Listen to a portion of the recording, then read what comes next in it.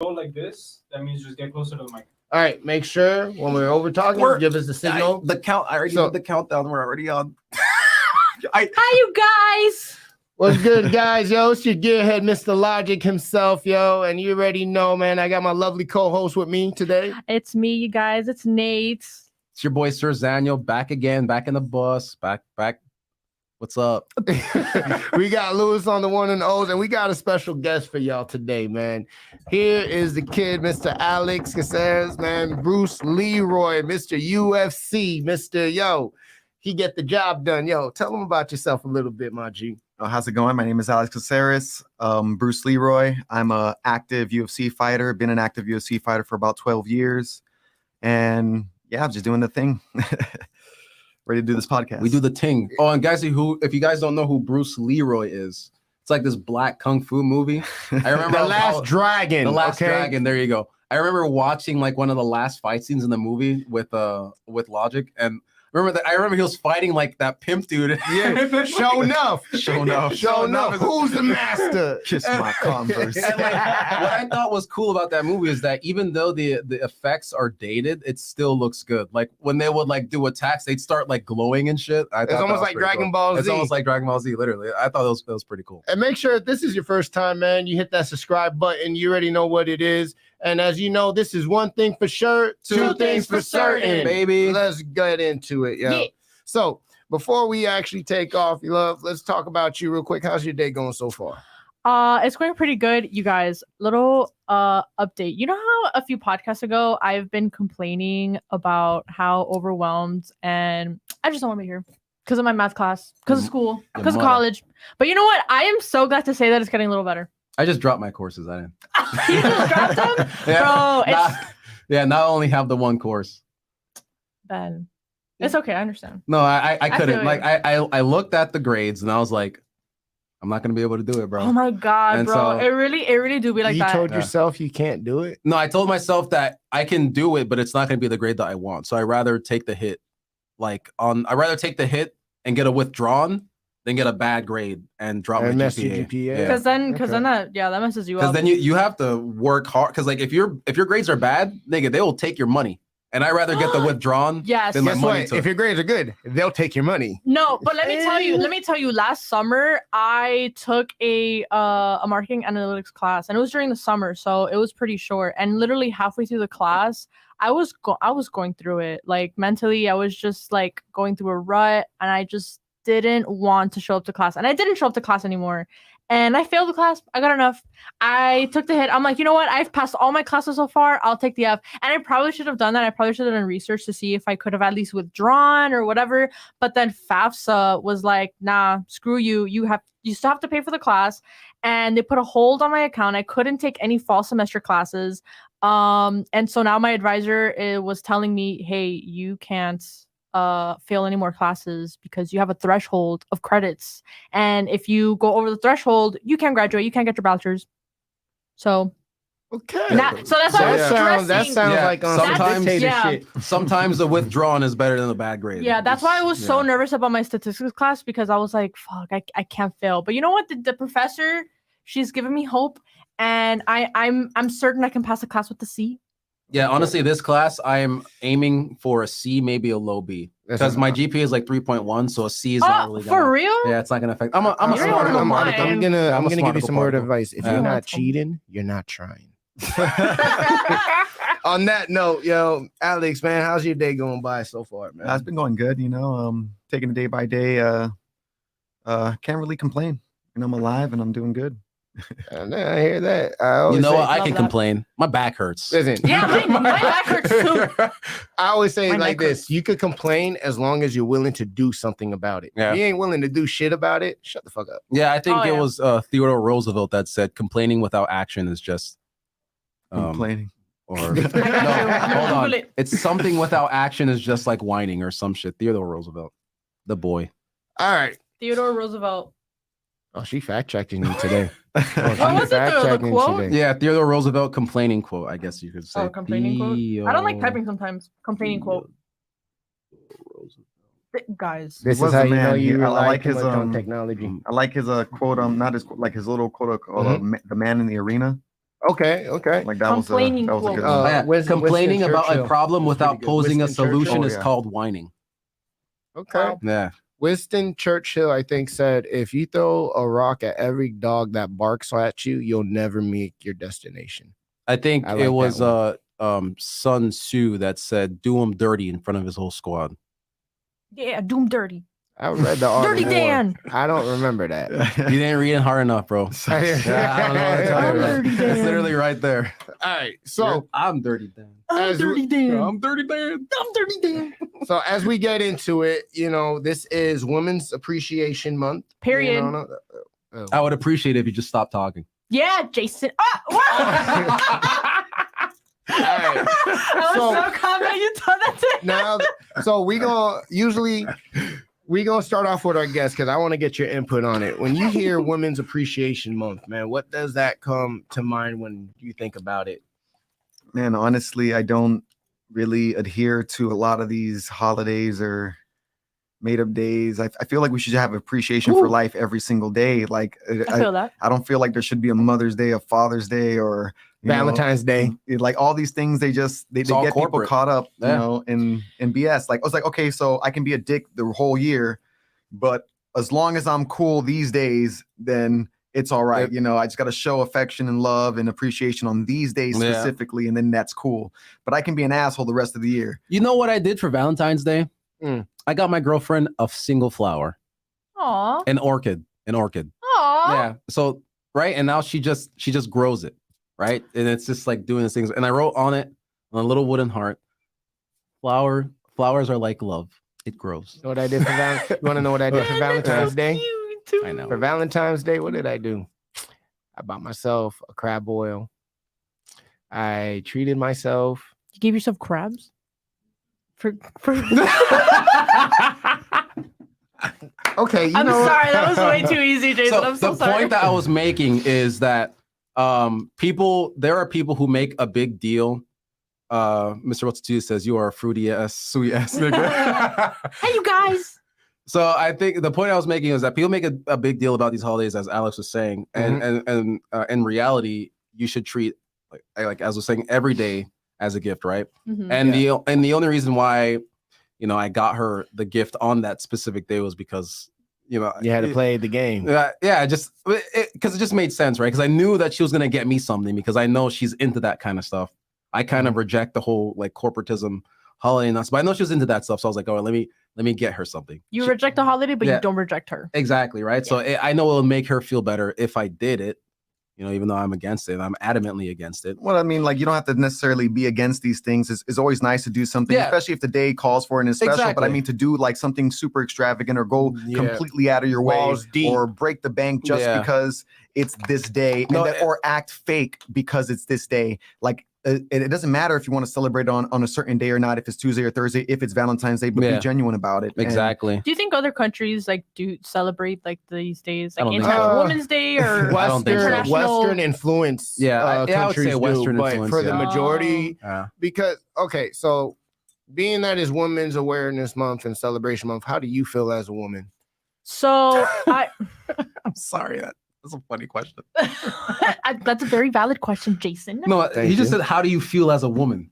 I As guess. a woman, Yeah, what does and that looking mean? into it, because mind you, we see the feminist movement going on right now. We see there's a lot of carnage going on with the way society is. Of people feel that the modern woman is not realistically aware or reasonable when it comes to the dating scene, when it comes to the married life. Like there's a lot of absent-minded type situations going on there. So Nate, how do you feel about this month for Women's Awareness Month? I'm sorry, I just hit my knee. Okay, so honestly, so I think it's great, that we have an awareness month. So, okay. I agree what Alex says, and I also have a different take on it because, of course, you shouldn't have to, have a specific day to celebrate certain events because you should show appreciation every single day. I Okay. believe that's true. But I also do think it's important to have like a Black History Month, a Women's Month, like these like major events that have happened throughout Well, history. that's where I don't agree. Like, I especially when it disagree. comes to Black I History Month. I only don't say agree. that Yeah. because in terms of No, school, you're wrong. Okay, No, but I'm wrong. let her finish. Go ahead. All right, But go let ahead, me love. finish. Go ahead. At least in school. Okay. And I only mean this in like for educational purposes, because at least in school, all throughout high school, whenever these special events or like Hispanic Heritage Month, not just like Black History Month, but like any of these events. But why don't that we take call place it a Black month. Heritage Month? I don't Because know. it like That actually makes sense, I but I feel don't like when know. we're calling it Black History Month, it's like, okay, It's already watering done. it Because down. think about it like it's this. already done. Like I get this is your Yeah. history. This is over. And Yeah. when you really think about it, Martin Luther King, Malcolm X, Yeah. Huey, Huey P. Newton. yeah. Boy, we on that, dog. they never achieved what they were fighting for. Mm. And then Right. why are we having a history month on it? It's like, oh wait, we're glad that these guys came out and just didn't make it. Yeah. You know Right. what I'm saying? And then all No, I those get guys, you. they got murdered by the people who invented this month. Yeah. There is Yeah. no Black person that invented Black History Month, and Black Right. history is not it's not over yet. No, it of should course be not. Black Awareness Month or But- Black Heritage Month. No, No, but I if agree. I see it like this because I think words matter, right? The use of words matter, right? So, Okay. like you were saying, like why is it history and not heritage? I believe that the Black heritage has been severely watered down since we've introduced the now called African Americans into what was America and became like the modern civilization, Well- right? So what I mean is you can't really say that because I mean, like tell me, educate me, right? I don't think that there really is a Black heritage, right? I don't think that Black people have culture in the same way that, right, like Hispanic people have well, culture. I mean, now I'm not saying they don't have it, Uh-huh. but it's not celebrated in the same way, right? in the same manner. yeah, You mean to like the same degree of like well, I think it's just because we don't Prosperity? celebrate it. Exactly. It's just the fact that we don't celebrate it. We started off with Black Yeah. history, Uh-huh. but when you call something history, you're just Yeah. calling it done and over Exactly. with. It's right. his And- story and too. I, On and top I think of that, that's intentional, right? Of course. To let people know, like, hey, look, this is what happened to your supposed Black leaders. uh-huh. You'll be history too.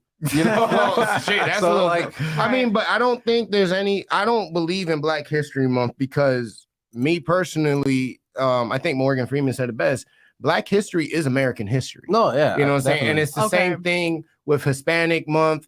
You can't limit it to just a month because when you do that, you're segregating it. Right. Where this is life, you know what I'm saying? Yeah. Especially being that we're from Miami. This is a melting pot of nations. This True. is one of the reasons why I think we have such a different mindset from all these other states because we're here together and we embrace each other's culture. You know what I'm saying? Like if you want Dominican food, we know we can go to Atapata. You know what I'm saying? You want Haitian food, you can go to freaking Little Haiti. You want some Mexican good food, yo, we go down to Homestead. You know, and I think where people try to basically give it a title, it takes away from the seriousness and the true identification of it. And America has a way of doing that 9 out of 10 times in the school system. You know what I'm saying? Just like when it comes to Women's Awareness Month. Okay, I hear your side when you say educational purpose. I agree with you 100%. Yeah, and It's I only important for mean that. this in terms Mhm. of like at Schooling? least in school and high school. I Uh-huh. remember every time it was Hispanic Heritage Month, Women's History Month, Black History Month. All of these events. My teachers would tie the curriculum to the events of that month. Okay. And we would have to do research, like write papers or have quizzes on this kind of stuff of just in history in general. And Mhm. so the curriculum for the year kind of tied in with these events. So when February came around, we learned the time period of the 60s, 70s, and 80s. Martin Luther King. Well, And so for school purposes, that's what I mean. At least outside of school, I do agree with what you're saying because I shouldn't just be tied down to a month because that kind of just segregates. But it. even Not- in school, and- it kind of just separates people from being in the school. Then you have like the Yeah. Black kids, and you have the white kids, and the Right. Hispanic kids, I mean, and then it causes like this whole dichotomy within the school system. And Then they it's- grow up to be bigoted individuals. and it's getting worse, bro. Right. Have you seen the videos? Like the thing that, and I don't care if I catch flack for this. The thing that just bothers me to my very core is when I see somebody of a particular color. Right, it doesn't matter what color.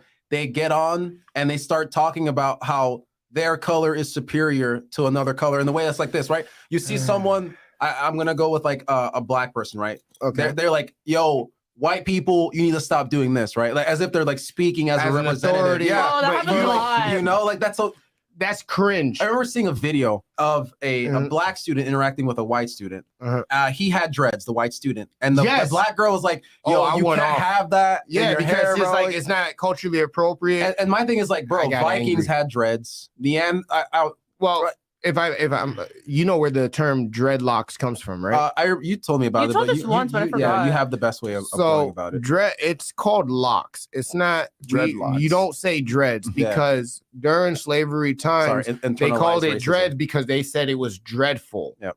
So that's where dreadlocks come from, dreadful locks. So the appropriate way, if you want to be that extreme, is to call it locks. And also with that white kid, yes, Vikings, Europeans, they known to have because look Because they at were their living seafarers, conditions. you know, Yeah. they didn't have time to Or fucking during clean the out their era hair. of the 17th centuries, those who were on the boats navigating through the seas, they had locks. And as then at well. the end of the day, who gives a fuck? You have hair. Who gives a Wear fuck? it however you And want I it to. remember asking my Bro, brother. It's your hair. I remember you asking, have hair, bro. You have hair. Like I had braids, you know. I like, remember shit. asking my brother, I was like, do you think that's okay that people should bar other people from certain hairstyles based No. on culture? No, he agreed with the side that if it's not your culture, you shouldn't have it. And my thing with that is I can understand if this specific hairstyle specifically is for a very specific reason. Like I say like a traditional ceremony that people only put this hairstyle when someone really important dies, right? I don't know any off the top of my head. But Okay, like, I'm saying the like Polynesian people.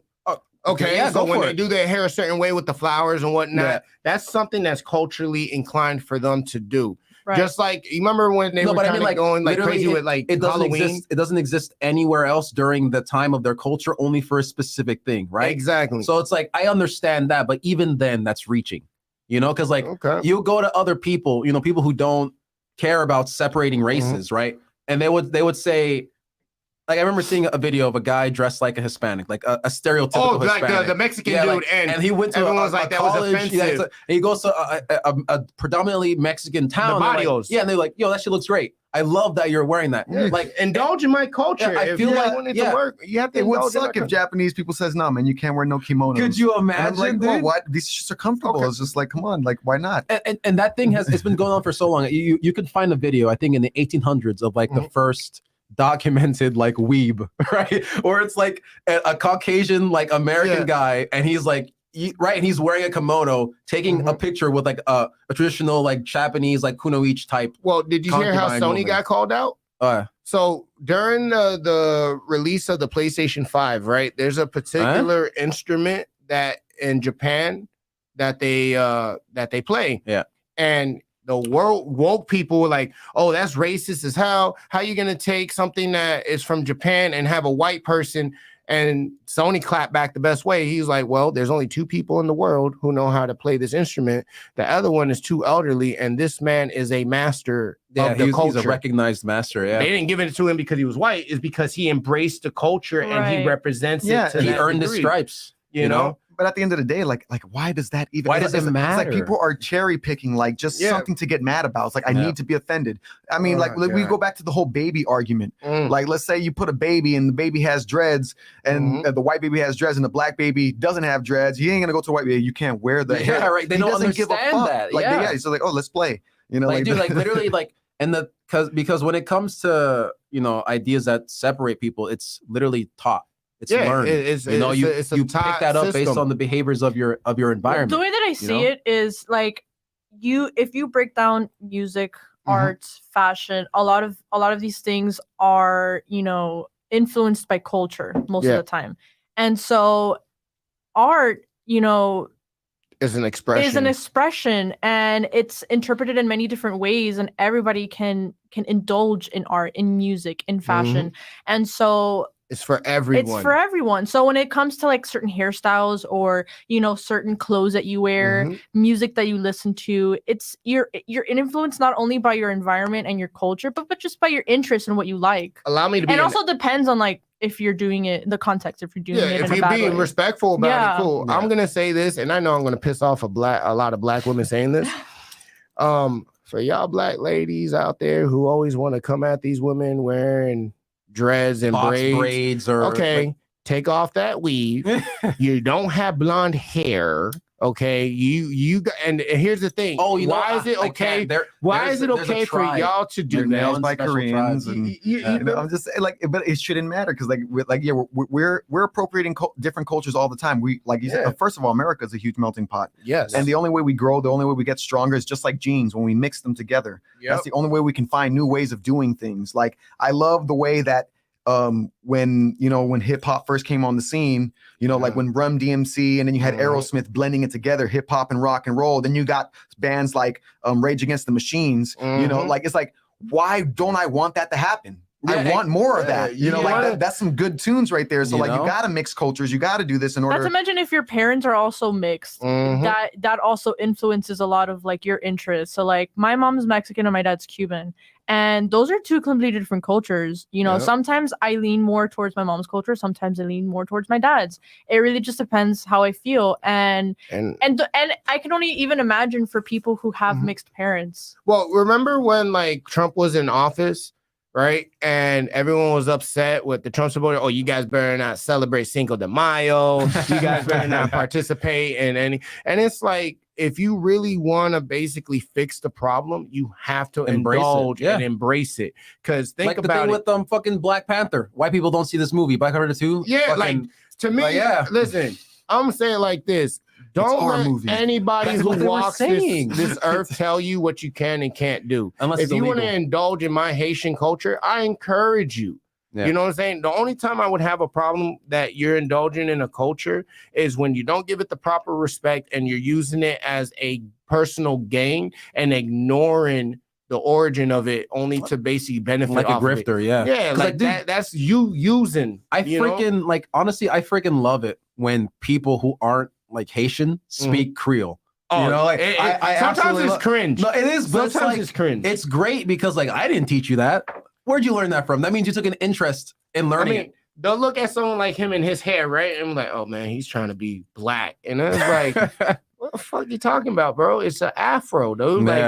Like, I mean, my hair grows like so- this naturally. I can't do nothing about it. I promise you guys, Dominican. I consider myself black as a motherfucker. I mean, you're Dominican. Yeah, Cuban and And, Dominican. We come from African origins, and it's like, so all because I'm not African American doesn't mean I'm not black. I'm Afro Caribbean. Yeah, like. Oh, but isn't there a lot of, like, Afro Latinos who consider themselves, oh, I'm Hispanic, but you're black. I'm Hispanic though. Yeah, there is a lot of that, but that comes from, like, that's taught. That's taught, and that comes from, like, the slave culture. Yes, that comes from people wanting to be like their masters that owned them a long time ago, and it's probably more beneficial to identify with your white or Spaniard masters because you probably get into a lot less trouble if you considered yourself not black, right? And then it's kind of crazy back then. Because, now, like, being as black as you can is like what's in. Well, remember being Haitian, like back in the day. Yeah. To be Haitian, like, yo, they used to run through us, yo, like, you African booty scratcher, yo, go, like, yo, I remember getting picked on, dudes like, yo, you want some gato frito? And I'm like, bro, like, come on, man. But now,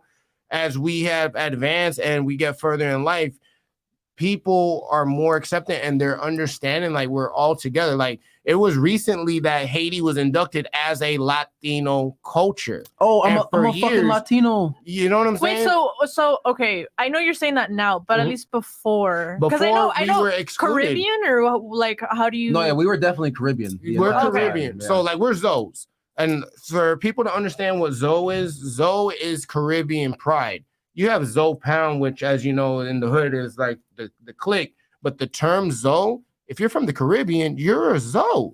It's taking pride in what we are and who we are, you know? And if you look at our grandparents, bro, if you think that you're an original, you're not. I remember I saw a video with this white woman with this black chick, and the white girl is from South Africa, right? So she's asking the black chick, oh, where you from? She's like, oh, I'm from South Carolina.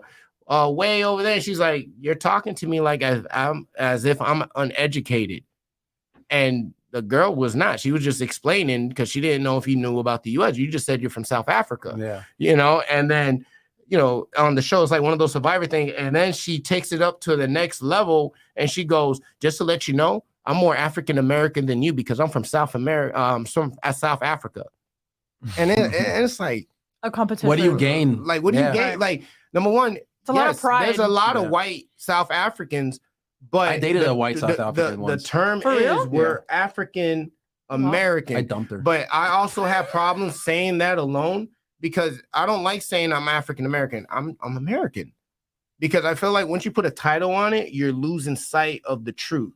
You know what I'm saying? It's like, okay, you're exactly. If you're calling like South African is because she's from South Africa. And if I'm saying African American, it's not like I was born half in Africa and half in America. I was born fully in America, so I am American. And I think it's foolish the same way. Who was it? Forgot. It was a comedian. He says like it's foolish to have national pride, no matter where you come from. How you're gonna be prideful by something that happened by mistake? You didn't choose to be born in this country or in this island or anything like that. It's like you're just a human being. And for as far as I know, there's only one race on this planet. The human race. And it's humans, we're just different colors and that's all. But we all have the same functioning organs. Yeah. We all have the same family ties. We all have the same emotions. We all have the same headspace to think thoughts in. Yep. And we do the similar shit with our hands and feet. So it's just, I don't understand where this whole thing is like, well, I'm from here, so I'm going to be better than you, or I'm from here and you can't appropriate my culture. It's like, no, we're on the same rock. If we pull back a little bit, we all floating checking out the same way. Yeah, plenty of astronauts when they go Mr. What's It to You says, Zo life or no life?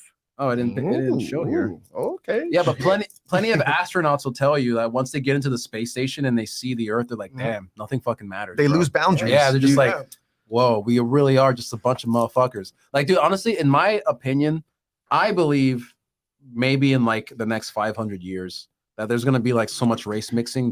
It's not gonna. We're all gonna fuck each other till we're the same color. Yeah, literally, we're just the true problem that I think is it's not race.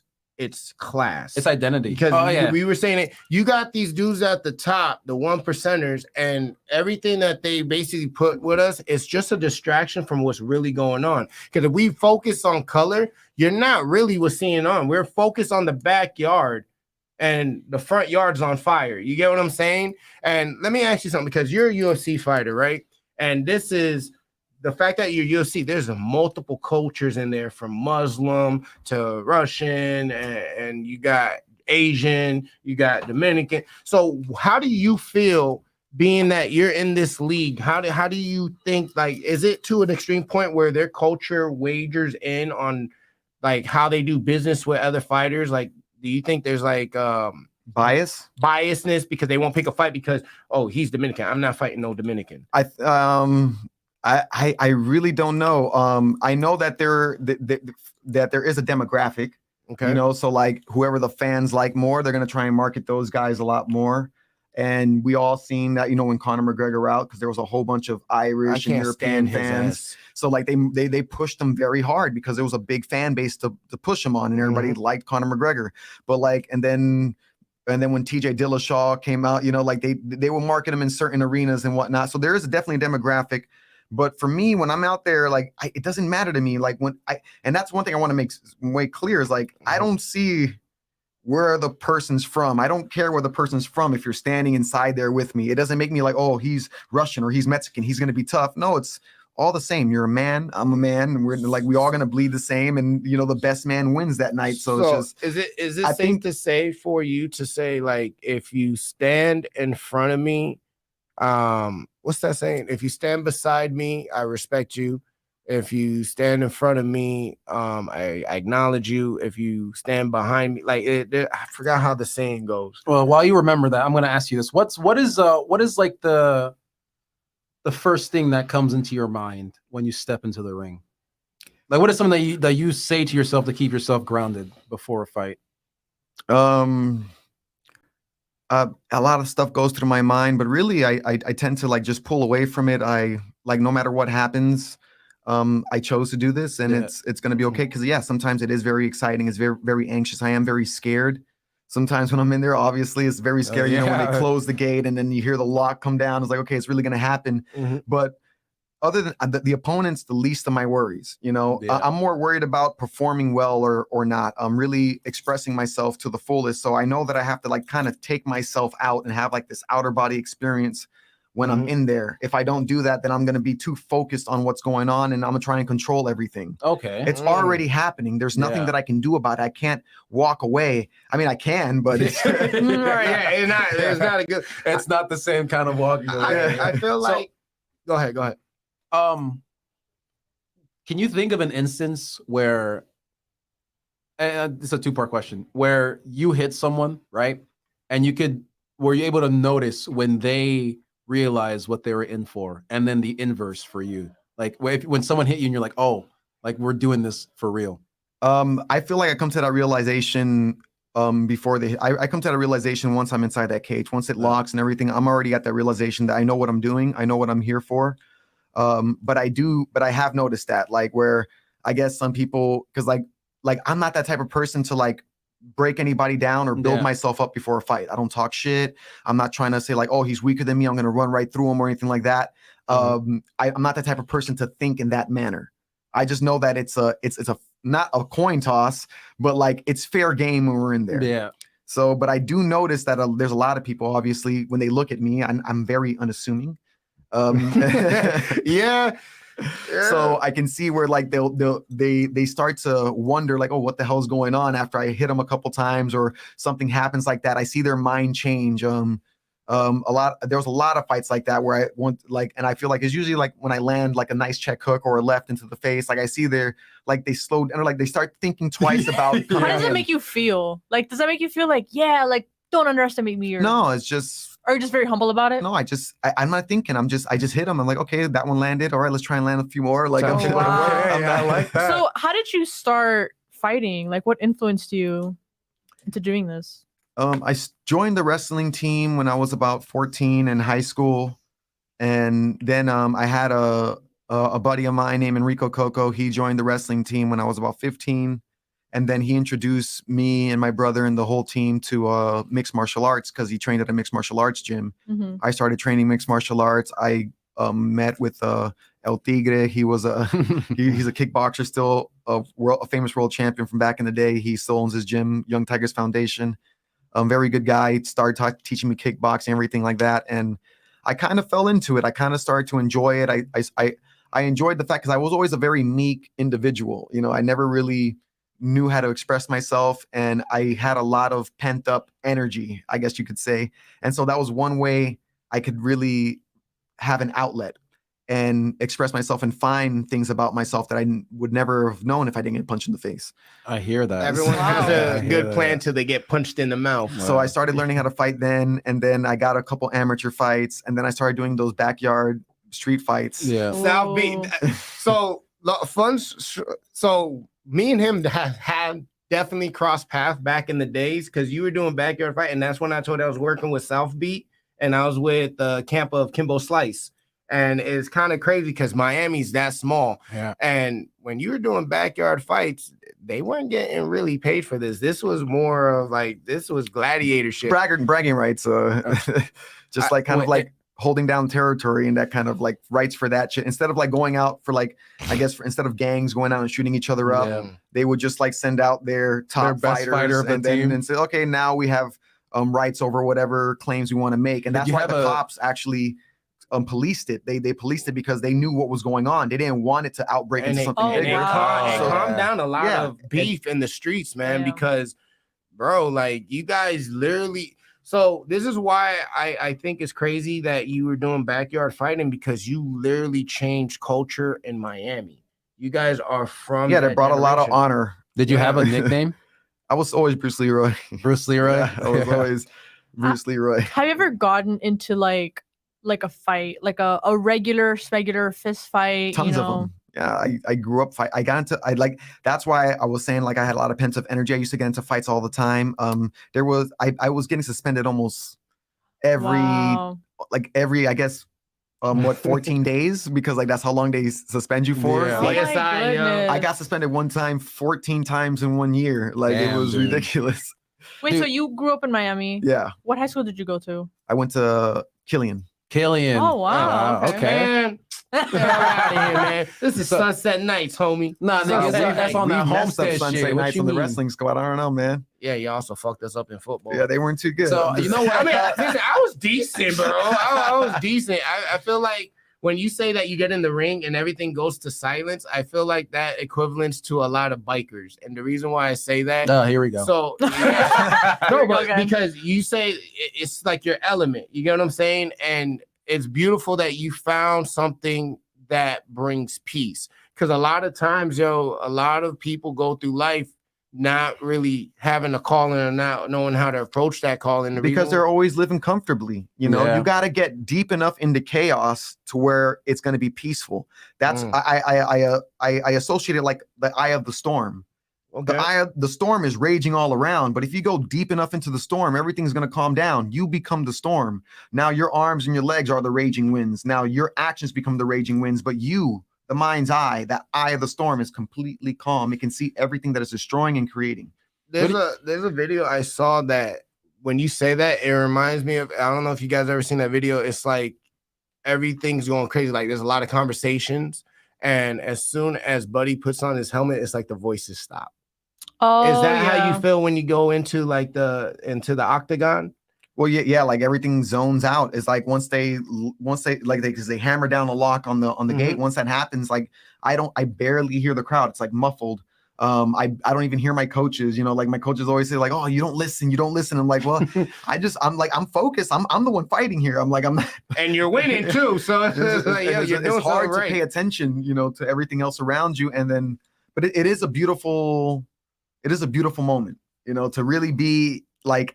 And it's crazy because you do know what's going on around you. You know, especially when you're fighting in the UFC, you know, you're in the middle of this octagon with another person and there's thousands of people all around you and they're screaming to the top of their lungs. And it's like, it's almost wondering like, man, how can it be so silent in here? How come, what is this wall of silence that's encompassing me at the moment? And it's a wild feeling, like to really pull yourself away from yourself. And I think that's the beauty of it, is that you can almost see yourself from a third person view. And I'm sure when you get into that mode of silence, whatever you're doing, once you get into that focus, it's like you're almost watching yourself from behind and from all angles around you. And it's like, I'm really not me, or I'm not that body that's performing at the moment. I'm not even in control of it. I'm just kind of observing it in that sense. I got an interesting question for everybody on the panel. Yeah. All right. You got a gun, 10 bullets. Oh, here we go. Would you rather fight 5 enraged chimps or 2 enraged gorillas? Okay, hold on. Wait a minute. Wait a minute. You're asking, I got a gun. 10 bullets. 10 bullets. So like a fucking 1911 or a fucking P90 or 1911. something. Why? Okay.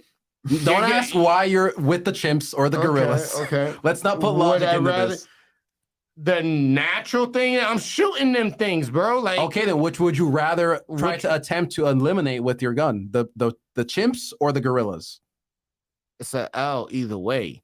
Which do you think you have the best chance at surviving? I feel like the 2 gorillas. I feel like gorillas my answer. I feel like my answer is 2 gorillas, but the right answer is the.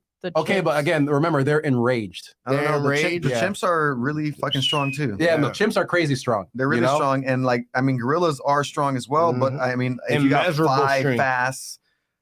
five fast chimps that are Coming also at you. stronger than you, like I would rather save my bullets for and hope I have better aim for the gorillas. Yeah. Less Between is the eyes. more, yo. Like, No, yeah. I feel like if I would honestly choose, if I know the gorillas, simply because the chimps, there's multiple of them, and at least you have 2 things coming at you. You have an easier range to shoot versus having multiple. They can surround you. Like, Yeah, yo, they surround it's gonna be ugly. All right. So now that you asked that question, right? If you found yourself in a situation, right, and There's say 4 you're chimps. no, but on a realistic sense, and correct me if I'm wrong, I feel like getting to know you, like you could have your piece on you, and if you had multiple individuals that were coming at you, I feel like you would put the pistol away and you would handle it with your hands. Or I think the question would be, would you handle it with your hands or would you brandish your weapon? On usually my go-to is fighting. Like I don't like for me, taking a life, it's a big deal, Yeah. you know, and like Facts. I mean, I could if I felt like physically threatened. If they had weapons, then yeah, Yeah. I'll probably brandish my weapon. But if if they're coming at me with this, I'm pretty confident in my ability, and I'll just try and fight my way out of it. Honestly, like that's the first thing that I go to. I don't think about like, oh, I'm gonna kill people first. Like that would have to be a last resort. So fact check something for me, because for fighting, all I have are like movies to like go off of. So Never back down. realistically speaking, you're a trained fighter and you have multiple men coming at you to fight you.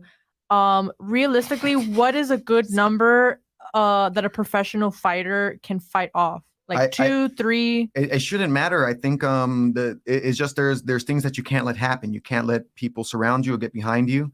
Okay. You can't it will be best not to let them grab you. Okay. And like tie you down. Me and my brother took on like 10 or 11 people at the same time, and we destroyed them all. Like there was no. I think it's like the best for fighting crowds is like hit and run. Yeah, you gotta keep moving. You gotta keep moving. Explain that. Oh, so wow. you had Okay. 10, 11, because mind you, I ain't got no. And I skill was like less you. trained. I wasn't at the same level of fighting that I am now, or the same toughness. I don't believe so. Obviously, I think I was like what, either like 19 or 20 at the time. Shit, Oh, you're a young buck. wow. So and there were some older gentlemen there too, like but it was like we were at a party, Mhm. and I guess the guy wanted to start stuff with my brother, and my brother's kind of a hothead, so like He's the one that basically knocked out Usman, right? he choked him out. Yeah, He choked him out. Yeah. I was his corner for that fight. Yeah. Jesus Wow.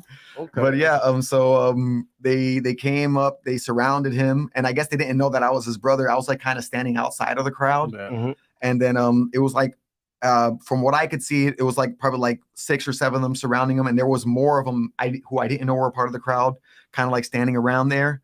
And I was actually like talking with one of them. I'm like, and like, oh, this guy's gonna try and start fighting my brother. My brother's gonna fuck him up. And he's part of the other. Yeah. And I was, Oh shit. But I was kind of like drunk and stuff. Oh so I my! was, You were drunk when you had this fight, yeah, and you still won. yeah, it's not a problem. Wow. You gotta I'm understand. impressed. He comes from. How old are you again, Alex? 34. 34. Right. Generations different. It's like at least from what I understand and the way I look at it, it's better. It's like, this is gonna hurt, but you gotta handle it. You know what I'm saying? And I think people, like, you saw the whole thing with Jake Paul, right? With the whole Mayweather thing that has happened recently in Miami. No. So remember how Jake Paul has stole his hat and was talking a whole bunch of shit? I don't I follow think any so. of that. So apparently Mayweather pulls up with his peoples at the arena and Jake took off running. And it's like, Scaredy cat. but how are you scared if you're talking shit? You know what I'm saying? Like, how do you look at that? Like, if you know you're basically outmatched, are you fleeing? Are you standing your ground, or are you trying to reason? Well, like at that moment, like for instance, at that moment, like I knew we were outnumbered, but the thing is, at that moment, I'm just like saying, like, okay, if I run, my brother's involved. Like, that's like, I don't know. I don't want to be a coward, I guess. I would rather, even if I'm scared, I don't want to be a coward. Like, we're always going to be scared. I would rather uphold my honor in that sense. But yeah, for people that would like, there's a lot of people like that. They instigate shit. They will talk crap, and then the minute it hits the fan, they're either going to pull out their gun, or they're going to like jump you, or they're going to like run away and not want anything to do with it. They'll start deflecting and shit like that. But it's one of those things that like you gotta, I guess, reap what you sow if you're gonna do that, and you gotta be man enough to like handle the consequences of your actions. So like my brother was always ready for that. That's why, like, when he talks shit, like he said it to start. Yeah, you let the drama. Yeah. So they recently discovered that mushrooms can communicate with each other. Like, they actually talk. I think what they did was they hooked up these mushrooms, like these devices that pick up on frequencies, and it turns it into sound, right? Into wavelengths. And mushrooms, actually, when they put different species of mushrooms next to each other, the wavelengths change, and they actually change in correspondence with each other. What do you think that would mean? That's kind of random. Going forward. Yeah. I want to go back to a question for you. On a serious note, right? Because you being a fighter, and you come from the bottom, bro. Like, you've been through a lot, and through the trauma, I give you mad respect because you have embraced that trauma and turned it into something positive. And one of the things that we always ask is like, okay, say you're in a situation, and you got your boy with you. Would you prefer, what would you prefer? Your boy to run, fight with you, or watch, and why? It depends, if it's multiple opponents, then of course join in if you would like to. Okay. If you're not a fighter, get the hell out of there. I'm not gonna expect something from you that you're not, And secondly, if I'm fighting a person one-on-one and it's a fair fight, then yeah, I would like to keep the honor of the fight, and I respect the person for stepping up to me as a single individual to fight me. It's a test and it's a challenge of I guess of masculinity at that point, and it's a way of communicating without words. What's that, man? Yes, I like to raise my hand when I want to talk. I have a question, and don't judge me. I'm curious. So let's say you're in a fight and you're outnumbered. Out of curiosity, let's say you have a friend who, one of your a friend that's a girl there with you. What's the probability? I knew you were going to do something. I am so genuinely curious the probability of like these group of men just like angrily trying to fight you, and then the girl like flashes them, and then would they be distracted? That gives you enough time to like fight them off, I'd be distracted too. No, because I feel like that's like it's like what distraction? Because that happens in the movies. I don't mean like the fashion, but I just mean like there's a distraction and it gives the other person enough time to fight, and then they win. I can only speak for myself on this one. If I'm going through some beef and you flash your titties, it's probably gonna make things worse. For real? It's probably gonna make things worse. And the reason I say, especially if it's my homegirl doing that, because it's like, yo, number one, I would like for you to leave. Okay. So, because I feel like once a woman involves herself in a chaotic situation like that, it's already hard enough knowing that you got to stand your ground. And then imagine you flash your titties, right? I'm not saying me. I'm just saying I know. I'm general. saying the person flashes their titties and the fight goes sideways. Now you got dudes who have so much animosity, and now they seen you. Now they're hyping. And what's to stop them from going after you? Okay, then let's put a woman fighter in this. I mean, I'm just curious. Here's I don't know. Not to sound like that guy, even if you're a skilled fighter and you're a female, if the guy has like 50 pounds on you, then I know, yeah. Unless you're Amanda Nunes. Oh, yo, that chick. Was that the fighter woman, that beat the crap out of that fucking purse snatcher? I think was it? No. Because I remember seeing a video. Nunez is, listen, she's dangerous. Like she's dangerous. So she hits hard. What it looks like, yeah. If it's men fighting men, it's a lot easier because it does become a distraction for the person involved, especially if like my friend or my wife or my girlfriend was involved in a physical altercation. Then yeah, I'm going to be worried about what's going to happen. Okay, I would rather them to be away so that I can express myself fully in that situation. Okay, it was just me curious. Would men succumb to their I don't think so, because like when I'm in a fight, nothing distracts me. Okay, like got it's it. I think if you're ready to knock someone's head off, it doesn't matter. Because like it was like this happened like in that I didn't finish the story, but when we got jumped, so just to go back through the story, what happened was the guy says like that my brother was eye rocking him.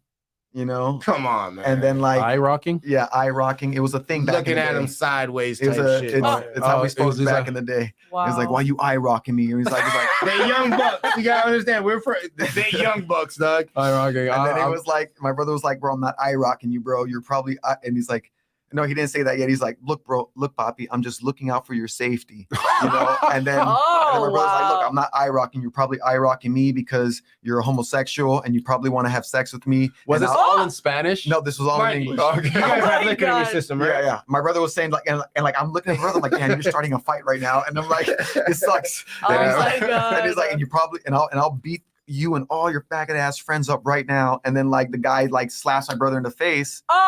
And then my brother just like punches him straight in the face. Like the guy like leans all the way back. No And way. then when I saw that happen, I saw the guy next to me try to rush in. So I turned around and I hit him in the side of the face. Oh, And then he The falls. dude you were talking to. Yeah, because I saw him trying to rush in. And I'm He like, did not see that Yeah, coming. no, he did not see that coming, bro. and then my brother picked up one of the other guys and slammed him on the hood of a car and just kept like hitting him. And I remember this other guy jumped on his back and like trying to hit him on the head, but my brother wasn't feeling it, I guess. Yeah.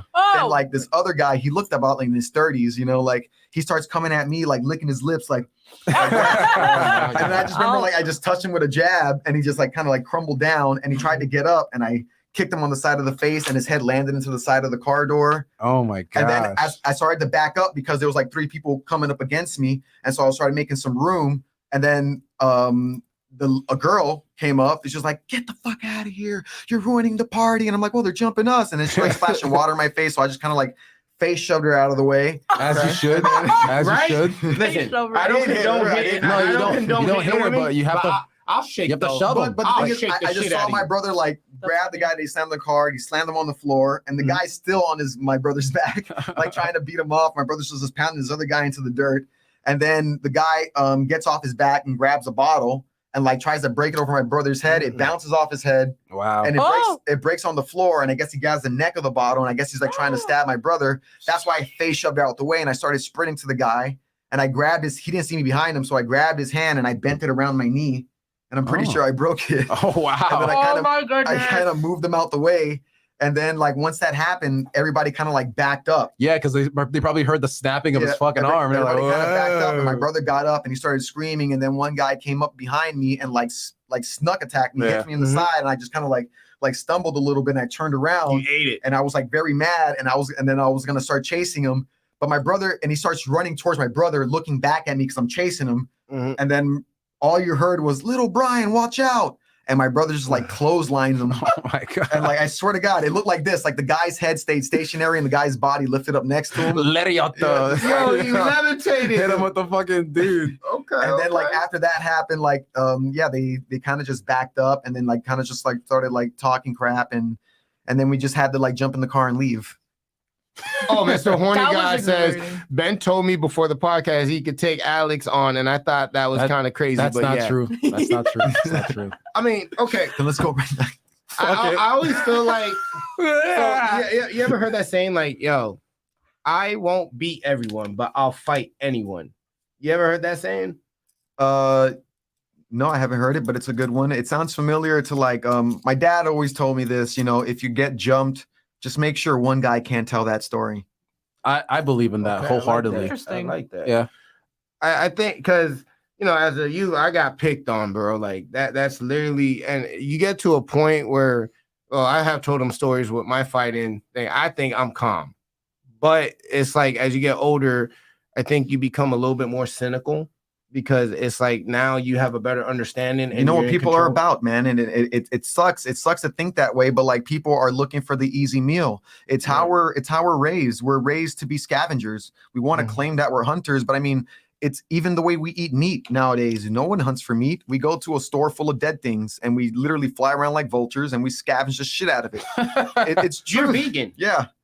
Explain that to me because you're Interesting. vegan, you're a fighter, and it's almost taboo because if like when I lay at UFC, they're always recommend, oh, you got to eat the testicles and the liver and like the whole liver keen mindset. So I mean, he was outed as a phony, so no, but what I'm saying is Yeah. like especially like even in the gym, they always try to say, yo, in order to basically be this brolic person, you got to have protein. But at the same time, being vegan, as we said before, like you were here last time, the biggest animals on planet Earth are herbivores. The strongest ones. You don't see a lion killing a rhino. Yeah, It's not gonna like fucking happen. the They thing go is, for a baby rhino. Yeah. But then again, who goes for babies and little kids and sick, weakly people? They're called predators. yeah, What are sexual predators? They go for the weak motherfucker. Like the people that are murdered, they're Wow. predators. And scavengers, what do? They fly around and eat dead things. That like, if you're a hunter, it's a whole different story. yeah. Hunters have respect Yeah. for what they take from the forest. Yeah, because the thing is with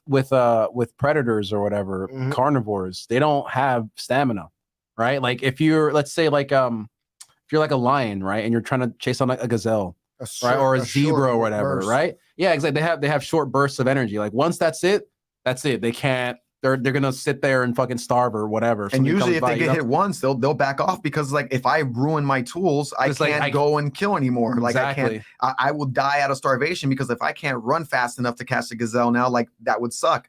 So yeah, like so we have to like, and when you think about it, like who's stronger, a person that hunts or those Mexican farmers, bro? No, yeah, there's a difference You know, between those- working out and fucking actual work strength. Yeah, like it's you know? it's a crazy difference. And Yeah. so like this whole idea that vegans are weak because you need meat to be strong, Yeah. it's not necessarily true. It's a mindset. You know, if you have a mindset of a hunter and you actually do hunting and you're doing that, like there's a whole different mindset. You're gonna have a calmness about you.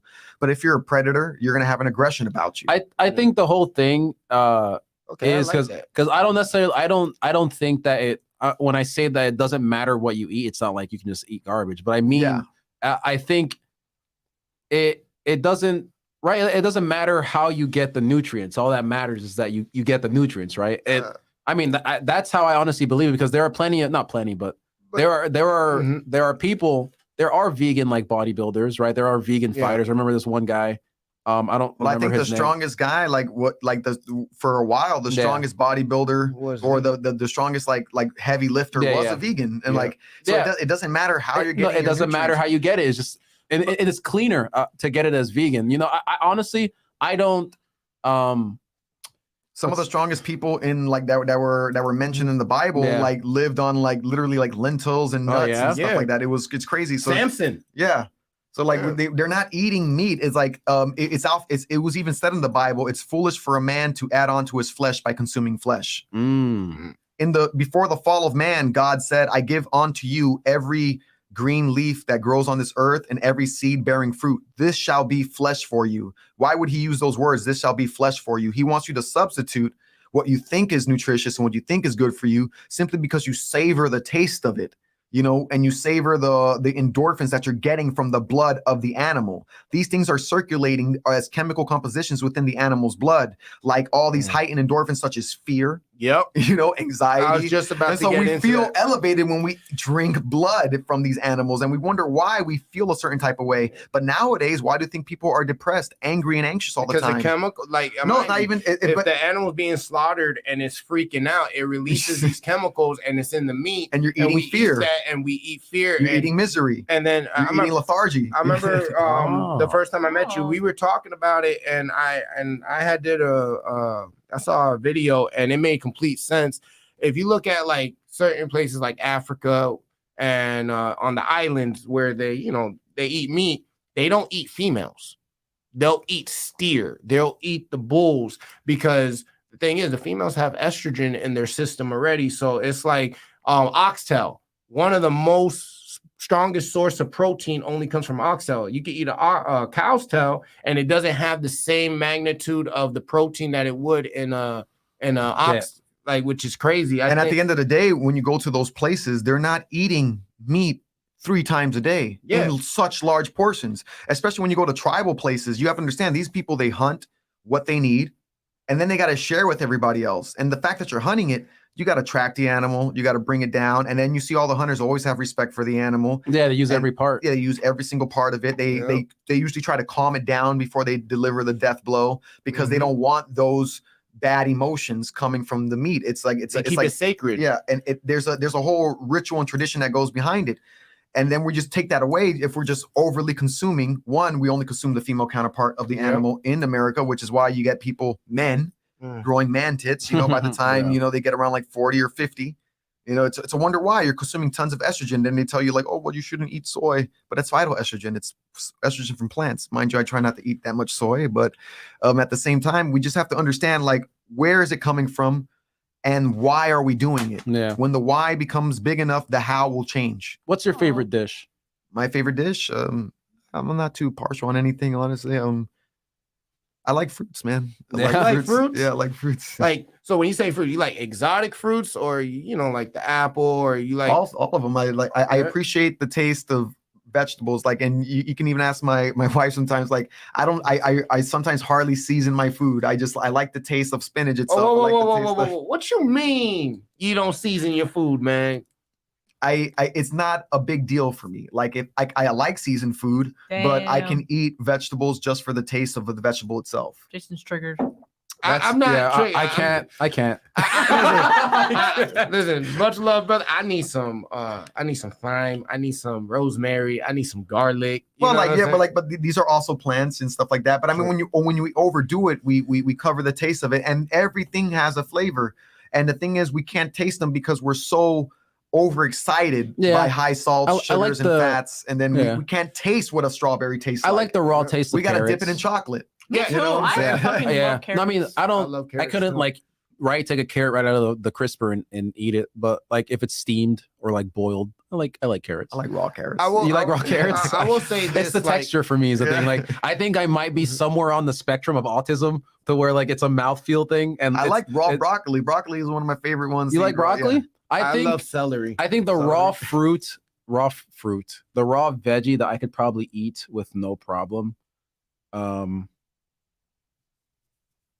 Can't say. No, I can't. What about like those peppers? Bell peppers? The bell peppers. Yeah, I those are like the delicious. sweet ones. The sweet ones are really good, like the little small ones. I love peppers. will I like say them this. as flavor additives. So- Stuffed peppers. I do concur to what you're saying because like I've been working out and trying to lose weight, and one of the things I'm doing is fasting. So like I'll take pink Himalayan salt with my water and I drink that, and I'll go the whole entire day and I try to eat once. And the reason why, because I read in an article like this is how we're supposed to be. We don't eat 5 meals a day. Like when you talk about the hunters, they ate once a day, and sometimes they'll go 3 days after that, no food, because they had to hunt. They had to, put in the resources. And when it comes to meat, a lot of people don't know they weren't really incorporating meat into your diet until like the mid 50s. Usually it was like pasta or potatoes and stuff like that. The ones who were actually eating meat were the wealthy because they're the only ones who could afford it. Yeah. And now like And not only that, when you're a farmer, like you don't want to kill your livestock. They were the ones that were doing the work for you. Yeah, Like you plowing needed the ox land. to help you plow the land. Like I'm not going to just kill my ox. That's a workhorse right Damn. there. I mean, he does help with the land, but he's looking kind of good. Oh, Robert My Torres God. goes, now I have to ask, what are your thoughts on the carnivorous diet? We'll start with you first, Alex. Ooh. What are your I mean, I don't thoughts have about- any thoughts on it. I have never seen anybody become extremely successful or healthy by eating just straight meat. I mean, like I see people advocate it, but I don't see their day-to-day lives. They're not like doing anything fucking special. Honestly, like you have to have a balanced I diet. tried Yeah. it. I'll be real with you. I tried it, and where there's benefits to it, there were small benefits to it in the sense of I only did it for honestly about a month because it's very expensive. Like it's extremely expensive. So like when I was only eating meat, the only thing I could say that was really helping me was my sleep schedule restored itself and I was more aware. However, I didn't feel right. You know what I'm saying? Like I felt like my emotions, I was so easily triggered to get upset. And I really think that's because I was only eating meat. Like it made me almost become very Or you can say that you were aware, maybe because you're probably in a heightened State. in a heightened state for the fact that you're eating a lot of endorphins that are in the blood, of said animals. And it's in the long run, like these things are not going to be healthy. Sure, you might feel it's like taking a drug. Like if I smoke weed, I feel great. But if you do It's that forever, temporary. it's going to lower your sperm count. You're going to be lethargic. You're going to get slower in thinking. You're going to be Yeah. sleepy all the time. Maybe for the first couple days, you might feel good. Doing cocaine while you're on it, you're invincible. Yep. But do that shit for a few years. Yeah. I I had had, what Nose is gonna happened. be gone. yeah, I had to, It's I not had to good. stop smoking weed. Like honestly, that drug just doesn't interest me anymore. Well, even with me, like these guys see, I take Percocet and I take Yeah. muscle relaxant, and I'm proud of myself because I've been getting off of it slowly. And one of the drugs they were giving me was amitriptyline, and this stuff is scary stuff, man. Because I have nerve damage. So one of the things it does, it causes your body to get intensely hot. So like I would have a temperature of like 104. And and the reason why, because it changes the balance in your brain to release chemicals because there's no way to heal nerves. There's no pain meds for that. And it's literally when you're going through it, it's like they call them fires. And it literally feels like my arm is on fire. Like really feels like that. And then here's where I knew I was in trouble, because when I stopped taking it abruptly, and my body just went crazy. And when I was on it, my weight gain was crazy. That's why I got so heavy, because I was putting on pounds like left and right. So one of my goals now is like, I don't even like taking the Percocet, because it's, imagine being in pain and I take this medicine and it's like I can ignore it and I can keep going fast. You see me at work when I'm on this thing, and it's like a lot of people don't understand it's only temporary. You're doing more damage. And it got to a point where I realized the medicine messed me up pretty bad, because I do auto tech work and I work on vehicles. I got to a point where my shoulder was blown out and I couldn't even realize it, because the medicine had blocked off the receptors. Yeah. Wow. And I was literally losing cartilage. And that's when I ended up having to have surgery. Yeah. Because when they looked at my arm, they're like, yo, you didn't feel this? I'm like, bro, I take Percocets to work. So what ended up happening, I chucked off the cartilage and I literally had the bone grinding in there. Damn. So they had to shave the collarbone and my AC bone so I could actually relieve pressure. So I always try to tell people, like, man, there's a natural way to do it. And it's crazy because you are vegan. And for a lot of things to help me when it comes to my injuries, you have to go to a certain caliber of eating only plant-based type situations, like maca powder. Sea moss is freaking phenomenal. Ashwagandha. You know what I'm saying? Are you strictly vegan? Yep. How long have you been on the diet? About 12 years. 12 years. Oh, And you're wow. 34. So since you were, give me numbers. Like 23 or something. 23. Like that. Yeah. Black don't crack, baby. Black don't crack. But it's just You get your ass beat by a vegan, I'm homie. 46. But I mean, it's crazy that you say that, man. But it's true. Like, even like drinking coffee, people like think it's okay, but get off coffee. Get off You'll coffee. feel a lot better. You're gonna sleep. Yeah. You're gonna sleep. You're gonna be like, oh shit, I was really tired. It masks fatigue. A lot of things that we take, the high amounts of sugar that we eat every day, masks fatigue. And Sugar helped me lose weight, because once I cut that out, the majority of it, that shit's in everything. Yeah. That shit is in. Dude. Bread Like, I has used sugar. You go to Popeyes, bro. It's like 30 grams of sugar in the chicken. Nah, bro. There's even like the thing that's even crazy. There's even like, I think like 13 or 15 grams of sugar in fucking ketchup, dude. Like it's literally everywhere. Insane. Yeah, dude. And like, Is ketchup a smoothie? ketchup is a smoothie, technically. Is it a smoothie? Yeah, it's a smoothie. Yeah, you can just drink it. There's no one telling you can't drink ketchup. Literally, it's not illegal to drink ketchup.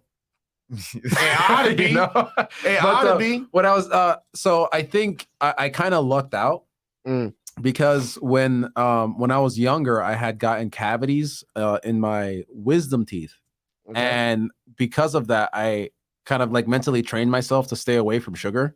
Because like whenever even like the smallest amount would touch the back of my teeth, it's banging, right? I can't even. I fucking got fired because from one of my jobs, because it was I was working in an office. I was selling insurance, not selling, but I was IT support for insurance. And I remember the toothache was so bad, I just fucking got up and left. And the very next day they fired me. Because I was like, did you leave and not say anything? I left and I didn't say anything. Bro, you see, Like, I couldn't, bro. Honestly, I couldn't take it. And this job was a mostly talking job. So in my mind, I was like, you know what? If they fucking ask me, I don't care, because I can't keep doing this. Christ. And dude, the crazy thing is, only recently, maybe like this year or either last year in December, I finally got them removed. I've been dealing with the teeth for like 3 years at this point. Shit, man. Yeah, dude. And finally got them removed. And now I still like, and you would think, right? Oh, now I can start trying sugar again. Now I can start like eating the candies that I like. It's like, no, even if I were to eat it, it would, now that it doesn't hurt my teeth, but I still feel like adverse to it. Yeah. Right. Like, it still makes me feel like the way like eating too much oil makes you feel just like heavy and like gross, just It like, makes you feel like oozy. Yeah. And, I forgot where I was going with it, but sugar's bad. Sugar's very, very Sugar bad. But there's a lot of I- things that are bad, man. And anything in excess is going to be bad. I No, mean, definitely. Yeah, too much of anything can make you an addict. On top of that, like I'm a big foodie. Like when I went to Vegas, holy shit, man! Like let me tell you, that was a bad move, Bro, I have a really bad habit of not every time, but like majority of like dinner. I eat a good meal at dinner and then I just want You're dessert. half Cuban and Mexican. Yeah. I'm still waiting for Your a plate entire of food. culture is about dessert, bro. Flan. Oh my God. Flan. So I want to ask you this, right? So we gotten on the topic being that you're vegan. Do you honestly feel that your diet has allowed you to tap into your spiritual side more, or do you feel like you would be able to tap into it regardless? Because some people say like when you go vegan, it allows you to basically be more intrigued and basically, if like the whole chakra light and being aligned with yourself. Do you feel that your diet has consistency to that? Well, I gotta say it like how Bruce Lee would say it. When a man is looking to create his masterpiece, he doesn't add on pieces of clay to the sculpture. He chisels away everything that he thought made him up until the masterpiece is shown. So it's like kind of considering less is more. So I thought I was a meat eater and this is a part of my culture and everything like that. Once I got rid of it and I'm still alive and I'm still standing and I'm still performing, I realized I'm not a meat eater. I'm just a human. I'm more than just what I thought I was. A lot of these labels, a lot of these things that we put on ourselves is really masking our true selves, like nationality or political pride or anything like that, or identity. Yeah. When your identity is far beyond anything you can identify. Yeah, I think what the problem is with a lot of people, and I'd say especially with today's youth, is that they allow aspects of themselves to become their identity, and and if you disagree with that aspect of themselves, you're essentially like invalidating who they are, right? So let's imagine, because I think with veganism, the reason why it hasn't caught on the way that it has is because expensive as shit. I mean, besides that, Not right? really Besides, at all. I mean, like, right? Because it could be expensive relatively, right? Depending on If you're going to vegan restaurants all the time and you're like buying like mock burgers and like No. all this bullshit. all the stay time, away like, from the impossible Beyond meat. Meat. Yeah, stay away from that shit. In my personal opinion, I don't think it's real food. Well, even no. though- But there's this one food truck in downtown, and it's called the Impossible Burger, and it's a Beyond Meat truck. They took beets, carrots, and bro, this shit tasted like a burger. It even looked like a burger, and I'm telling you, the difference is I ate this thing and I felt good. Like I felt now. Yeah, I mean, like, because the thing is, not recently, but back then, I'd say like maybe 5 or 10 years ago, to be vegan was to like be like pretentious, right? Like people thought the thing with like, from what my that's understanding like is, some people. no, yeah, Like, but that's the some thing. people would do that. It's like a small minority, but a very outspoken, right? Like you would see like a fucking Karen or right, someone just like thinks they're better because But the thing is, like, this is like I said, this is some people. No, yeah, There's a lot of cultures that are ancient. Yeah. That Yeah. were completely plant-based, and no one's bragging about it. This is just the way that they do it. Hindu cultures, especially like in India, are for the most part we're all plant-based, vegan, and vegetarian. They're not bragging about it. It's just a part of their culture because they want to show compassion to every single living thing on the planet. And it's unfortunate, right? Because like even gladiators in Rome, yeah, because they were called barley men. Oh, really? They weren't allowed to eat meat. Ah. If you ate meat, they will get fat. They were sex symbols. They needed to stay shredded and look like Yeah. ripped. So they would feed them barley and just vegetables. Right. So like there are tons of benefits, right, to being vegan. And because of a small outspoken minority, it kind of got painted in the like a comedic kind of light that you don't take it seriously. And because people don't take veganism seriously, right? Then you got guys like fucking Liver King, or like, I mean, I like the guy, Jordan Peterson, but he believes in the carnivore diet, right? Yeah.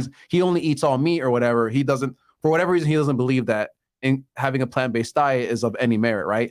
Because people don't take it, they don't actively see people going out of their way to show the gains, right? Even though there are plenty of bodybuilders and fighters, but it's not even about the gains. Honestly, it's just when I say gains, I mean it's just a lifestyle. Yeah. It's just a lifestyle. How like real people that are like that are a part of the like LGB community. Yeah. You know what I'm saying? They're laughing because they're saying I wore the wrong jersey, but fuck them. Alphabet Squad. Yeah, but like the thing is, like, there's a lot of these people that don't go out there and brag, and they don't care. They just want to be left alone. Yeah, that's ultimately but then you're gonna have people that want to take it way too far and say, no, you gotta appropriate my shit. And that's what gives it a negative connotation. Yeah. That's what ruins it for people. But it's the same thing, like with me. No, but it's the same thing with a lot of the feminist movements too. It's like there's lots of men. Tons of men, more men, I would say, than not, that respect women, that don't ostracize women, that love their woman, that treat them right and everything like that. But then you get a few that The they start outspoken ones. saying like, "Oh, I'm speaking for all the women Yeah. now." You. You know, You know and what I'm saying? We're all being objectified. and if you're a it's like woman this. and you stand out against them, right, Mhm. then you have internalized misogyny, you have internalized So, patriarchy. let's You don't know get what you're into talking that. about, right? Now But that I don't really wanna want to get get into it. I want to get into that because he makes a Women because bad. No, it's when not you even talk that, about femininity, sorry, I know femininity, right? You said something to me that made a lot of sense. You said for a man to truly be masculine, he has to tap into his feminine side. Can you break that down for my team here in the manner that you did last time? Because he hit the hammer on the nail with this one. Hit the nail with the hammer. I'm dyslexic, Hit the whatever. hammer with the nail. Can you break it down the way that you did for me to them, please? Okay, so I mean, being like, how would you say this?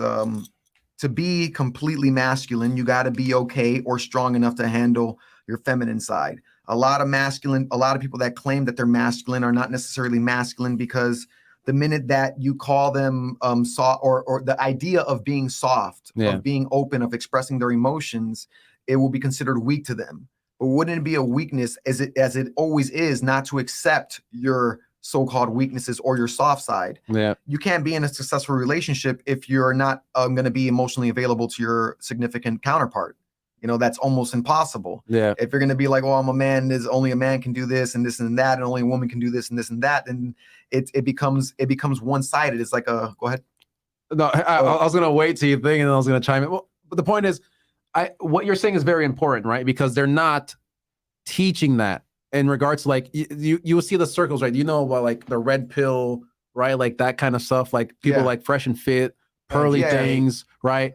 They don't really teach the idea of tapping in with your femininity because their reasoning is, oh, if you make yourself vulnerable to your girl, she's gonna use that against you, right? Like but I think that what they're talking about single women. They're talking about single men doing this. They're talking about people who aren't men and women, people who aren't emotionally mature enough. They don't have a high enough EQ to understand that you have to be willing to make yourself vulnerable and trust that your partner won't use it against you and your partner not use it against you in the first place, right? Yeah. I think it's very important to be in touch with yourself and recognize your emotions and understand how to deal with them given any situation. You know, I think the problem is it's kind of like here's there's like some good examples. Like for instance, like if you're bodybuilding and you think it's gay to admire another man's body, you're never gonna really have aspirations to build your body higher. Yeah. You know what I'm saying? Facts. For instance, it's like, but it's a man's body. It's like the reason why somebody will get jealous of you or get angry at you if you're, you know, in the gym and working on yourself and stuff like that, or taking care of yourself, putting lotions on your face and creams and, you know, keeping your skin soft and your hair supple.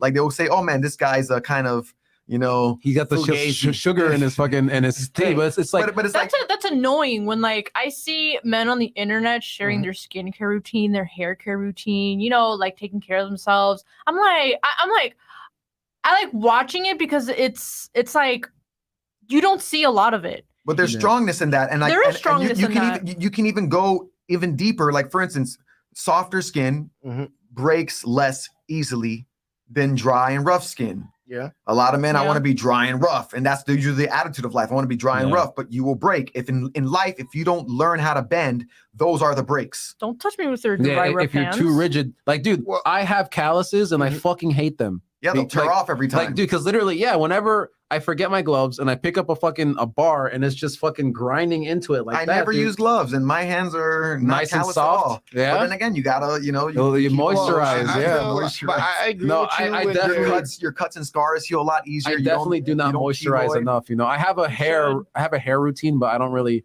do much for my skin. I just put lotion on at times. Speaking on, especially on relationships between man and woman, when we're not able to show softness, right? Especially for men, because I feel like men often fall into this trap a lot. When we're not able to show softness, we cannot be understood. When we're not understood by our counterpart, especially our significant other, how in the hell do we think we can understand ourselves? Sometimes our significant other is the perfect reflection in the mirror that we need to see ourselves in a different light so that we can have a bigger picture of ourselves. The yin is not complete without a bit of yang in it, and the yang is not complete without a bit of yin in it. We have to play as counterparts. That's why over masculine women don't work well in relationships or by themselves, and over feminine men don't work well in relationships or by themselves, and vice versa. And vice versa. One has to push and one has to pull. That's how you keep the ball rolling. So if they're both pulling, you're gonna break it apart. If you're both pushing, you're gonna crash into each other and break apart. So what do you think works better? What do you think? Do you think that the modern take on relationships where things are 50-50 works better, or do you think that the traditional sense work better, or do you think that one or the other should play to their best strengths? Do you think there is a 50-50? Well, it is always a 50-50. Yeah. It's just we're looking at 50-50 the wrong way. Okay. You know, we're judging I've heard fish. that argument, We're yeah. judging fish on the ability to climb a tree. Okay. Yeah. That doesn't make sense. You know, like, so if a man's good at some things, he adds his 50% of what he's good at. And if a woman's good at other things, then she adds her 50% at what she's good at. And if there's a small portion that you're not doing, then do you think that it shouldn't? Do you think that reasoning should not apply to what some would consider traditional gender roles? What do you mean? So, like, let's say the 50%, right? Let's say the guy's 50% is like taking out the trash, right, or cleaning up the yard, bringing home the money or whatever, and then the woman's 50% is like home care, raising the kids. I think the way I look at it, like I need to go. We have to go back. No, but we have to go back in humanity, like how humans worked, especially like in tribes and stuff like that. Like the work on either side is equally hard. Yeah, women are better equipped for certain work, and men are better equipped. for certain we have work. a title that we're given to biologically. It's not to say that the man cannot do dishes and take out the trash. I'm saying that. I'm saying that. What I'm saying is, do you think that the relationship would be more successful if they stuck to the gender norms, or if people just did what they were best at in regards to the individualism of the if like a case by case of the relationship, right? So let's say like the guy is good at cleaning dishes, right? He is good at cooking, right? Do you think that if he's good at that, he should stick with that and not let it fall to his? But that works partner. to the relationship, and that's where every relationship is different. You get what I'm saying? And it's customized. Because I can tell you right now, like, okay, I'm the cook, right? I don't personally, I don't believe a woman's place is in the kitchen. Like, let's get that out the way. And the reason why I say it's kind of hard for like the 50-50 is because we all have been born with a set of gifts. And that gift is basically how we able to take care of ourselves and contribute to the relationship. So it's like, you just have to be 100% of who you are. I'm 100% of who I am. And that's how it works. You know, when you try to basically take and indulge what society says this has to be this certain way. I don't believe in insight. I'm not against that. Exactly. I don't believe that it's a woman's job to do certain things and in modern day society. So you believe to play to your strengths, right? So of course you got to play to your strengths, but then again, like there are biological strengths that men are going to have and women are going to have. Men cannot breastfeed babies. Yeah, there is no fucking possible way. There are plenty of people on the internet that'll tell you otherwise. But you have to accept those things. Yeah, you have to accept those things. Men do not have the emotional capacity to show children compassion when they're small at a certain age. But then women do not have the emotional fortitude to discipline children when they become a certain age. So there are biological differences in men and women. When we can respect those differences, then we can equally put in our share and become a whole complete unit of a family. And what's happening is a complete rejection of that idea, I believe. And they're tearing down the nuclear family kind of unit. Oh, that's where you have to disconnect. So like you said, Robert Torres says you never know until you try. Right? But so I mean, men do lactate, but I don't think there's much nutrition in that. Well, men do lactate because obviously we're all born women before, the Y chromosome makes us a male. But to go piggyback off what you said with the, touch with your feminine side, I think one of the healthiest things that I saw an example was dude was with his chick and she's giving him a facial. She's and I would love that. Him tapping into his feminine side allowed him to bond with his lady because it brings a better understanding what your partner goes through and what her routine is. And now it bridges the gap because it's like now, because I have a better understanding, you can have appreciation for it. Yeah. You know what I'm saying? And it's like, I think Like, wow, babe, when- there are a lot of steps to this Well, face routine thing. It's not Kind even, of, but it's not even bro, that. It's like, for it's instance, just like bonding. Yeah, because men bond through things like through activities, right? Yeah. Men bond through activities, women bond through just like connecting. Activities. Yeah, I mean activities, but like, I would say just at different levels. yeah, just at different levels. yeah, Yeah, different activities, but yeah. but it's just like so like women when they're in their friend groups, they tend to talk a lot more. Yeah. Men tend to just do things with each other more, and they'll bond that Mhm. way. But if we don't learn how to speak with each other, then we're just going to become emotionally unavailable. yeah. And then no woman really wants that. No woman wants a hard ass, all the time. They Mhm. want somebody that they can relate Balance. Yeah, exactly. Yeah. And if we can't relate to the woman, and the woman can't relate to the man, if they can't see things on our level and we can't see things on their level, we never really get to know each other, Yeah. and we're kind of living in our own little bubbles. We don't It's really not merge. genuine. Yeah, it's never going to be a genuine interaction. It's just like, I'm gonna do things what I think you like, Yeah. and then you're gonna do things what I think I like, and until I truly understand it. Like, I like to get facials. I never used to get facials until I met my wife, and she Yeah. introduced me to facials. But I do like facials. But You you know? learned, like, Yeah. it's a different chapter in your life. I like pedicures and manicures. Like, I love it's- pedicures. I don't care. I love pedicures, Listen, bro. But the thing is, won't like, do that. I don't want those but yellow nails and like Yeah, like- cracked up nails, and like, that's crazy. Like You ain't doing no No French guy- tips, are you? huh? No cocaine tips, right? Okay, cool. Like, the cool, thing is, cool. like, no guy ever saw some other dude with some gangrene on his foot and like nasty nails and shit like I that. want to They're be like, that guy. Yeah, I want to be with cracked heels, and Yeah. like they're like, I admire that. Like, no, it never happens. What You know a I'm saying? man. It's like, why do you think we don't date men that are like that? We Yeah. date women that are usually soft skin, and Mhm. they're always beautiful. They're always upkept. They have luscious hair and stuff. How do you like feel about makeup? makeup? Well, makeup back in the day was meant for men in the first place. yeah, thing is, back in the When they were 50s, actors? No, not even No, in actors. Like back in the day, not- like even they were like back to politicians. Rome, Egyptian times, like even yeah, Rome, like yeah. they were the ones wearing mascara. high heels They were the- made for men. It made their Yeah. calves pop, so they look stronger. Women have taken this from us. gladiators. The gladiators had heels, bro. Like, Did they? Yeah, bro. Oh, they had wedges. Probably, but it probably gave them a better running start. Who knows? Yeah. But I'm just saying, like, when it comes like to makeup and all this stuff, like, you have to understand, like, in all of nature, Mhm. the male in every animal group is the peacock. Yes, they have to show their. They colors. have, yeah, okay. They're the one that are trying to vie for the woman's attention, because the woman holds the ultimate power of procreation. Mm. So if we don't get their attention by looking as beautiful as we can, that's why the lion with the most beautiful mane gets the female. That's why the peacock with the most colorful feathers get the female. So it was all invented for men in the first place, because anything that we do as men, and this is what we got to realize, is never for us. Is trying to get the attention of the female. Well, even in today's society, think about it: getting a good job, Yep. basic clean cut, dressing appropriately. Yes. Even though Nate doesn't like the way I dress, and whatnot, I never said that. you're the one trying to make me do a makeover. I never.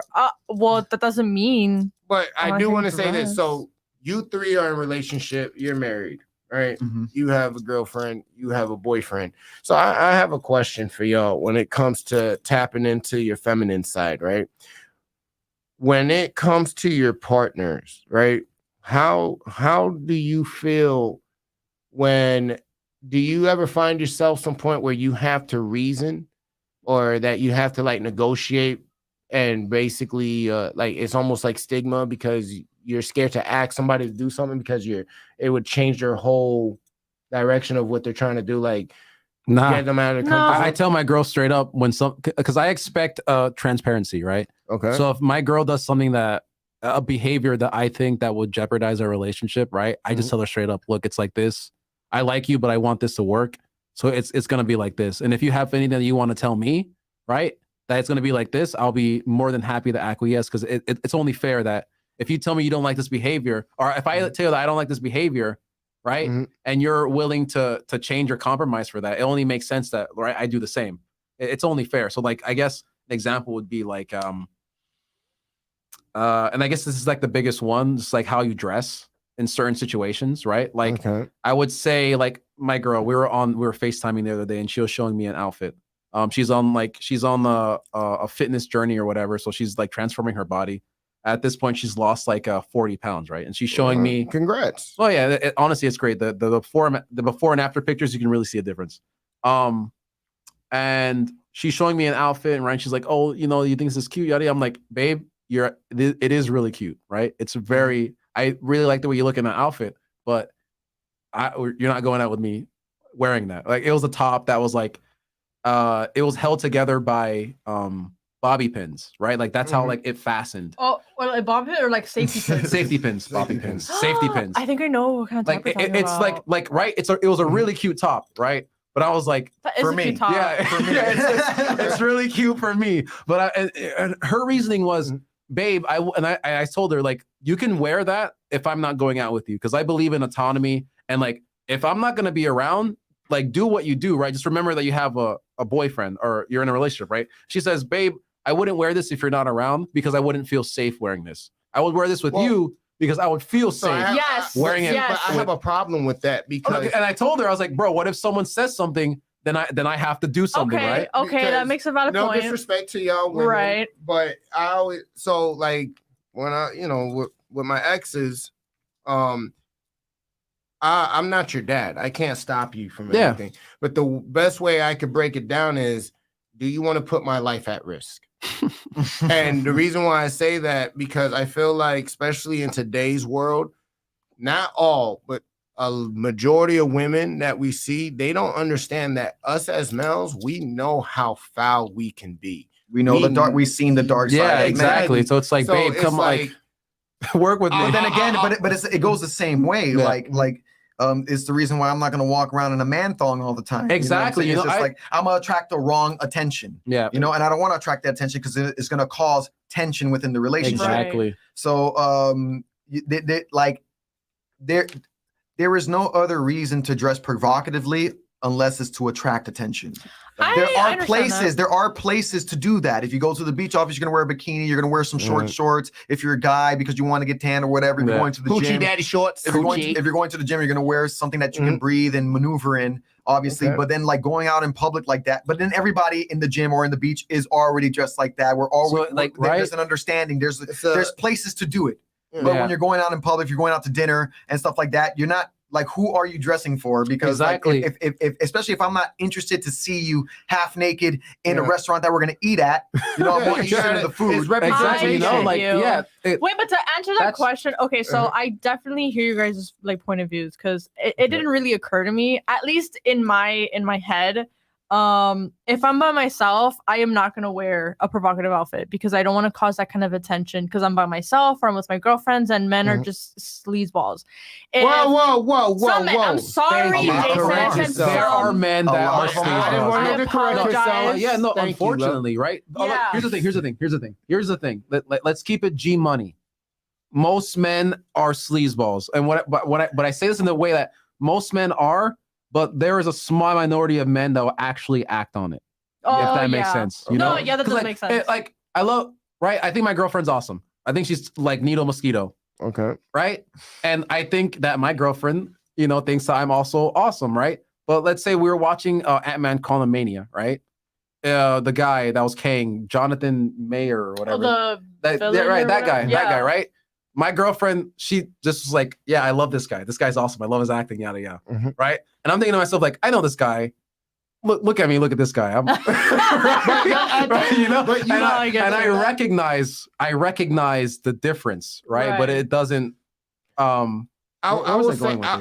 mean, because I was going with like, I wouldn't dress like that. I normally I don't dress provocative either way. That's just not my style. But I just meant like, but when I'm with my man, I would wear something really cute, sexy, not super provocative, but cute, sexy to please him, because I want to be out in public and I like to at least me personally, it's like one of the turn-ons to be like, okay, I look cute and sexy and you know it, and we're in public and we can't do anything about it. And this is yours. People are looking at us and be like, wow, she's hot. That's yours. Would you be okay with him saying that, babe, I don't want you wearing that? Yeah, of course. I'd be like, okay, I understand, because especially after hearing your point of view, it didn't really occur to me, because you wouldn't want your man just like, like if he was like so go ahead. No, sorry for interrupting. No, you good, G. We're working on it. So I remember I got in an argument with one of my aunts, and it was about women's clothing. And the best way I shut it down, because I was like, if you're gonna dress provocative, you're you're technically looking for it. And she was livid. So she like, oh, you saying she deserves to get raped? No. I'm like, that's not what I said. There's a lot of trigger to that. Exactly. But the best way to break it down is you're gonna dress like that, right? Okay, understandable. But it's equivalent of me basically wearing a hoodie in a dominantly white area, in a white neighborhood. If I'm basically wearing a hoodie, we know what's gonna happen.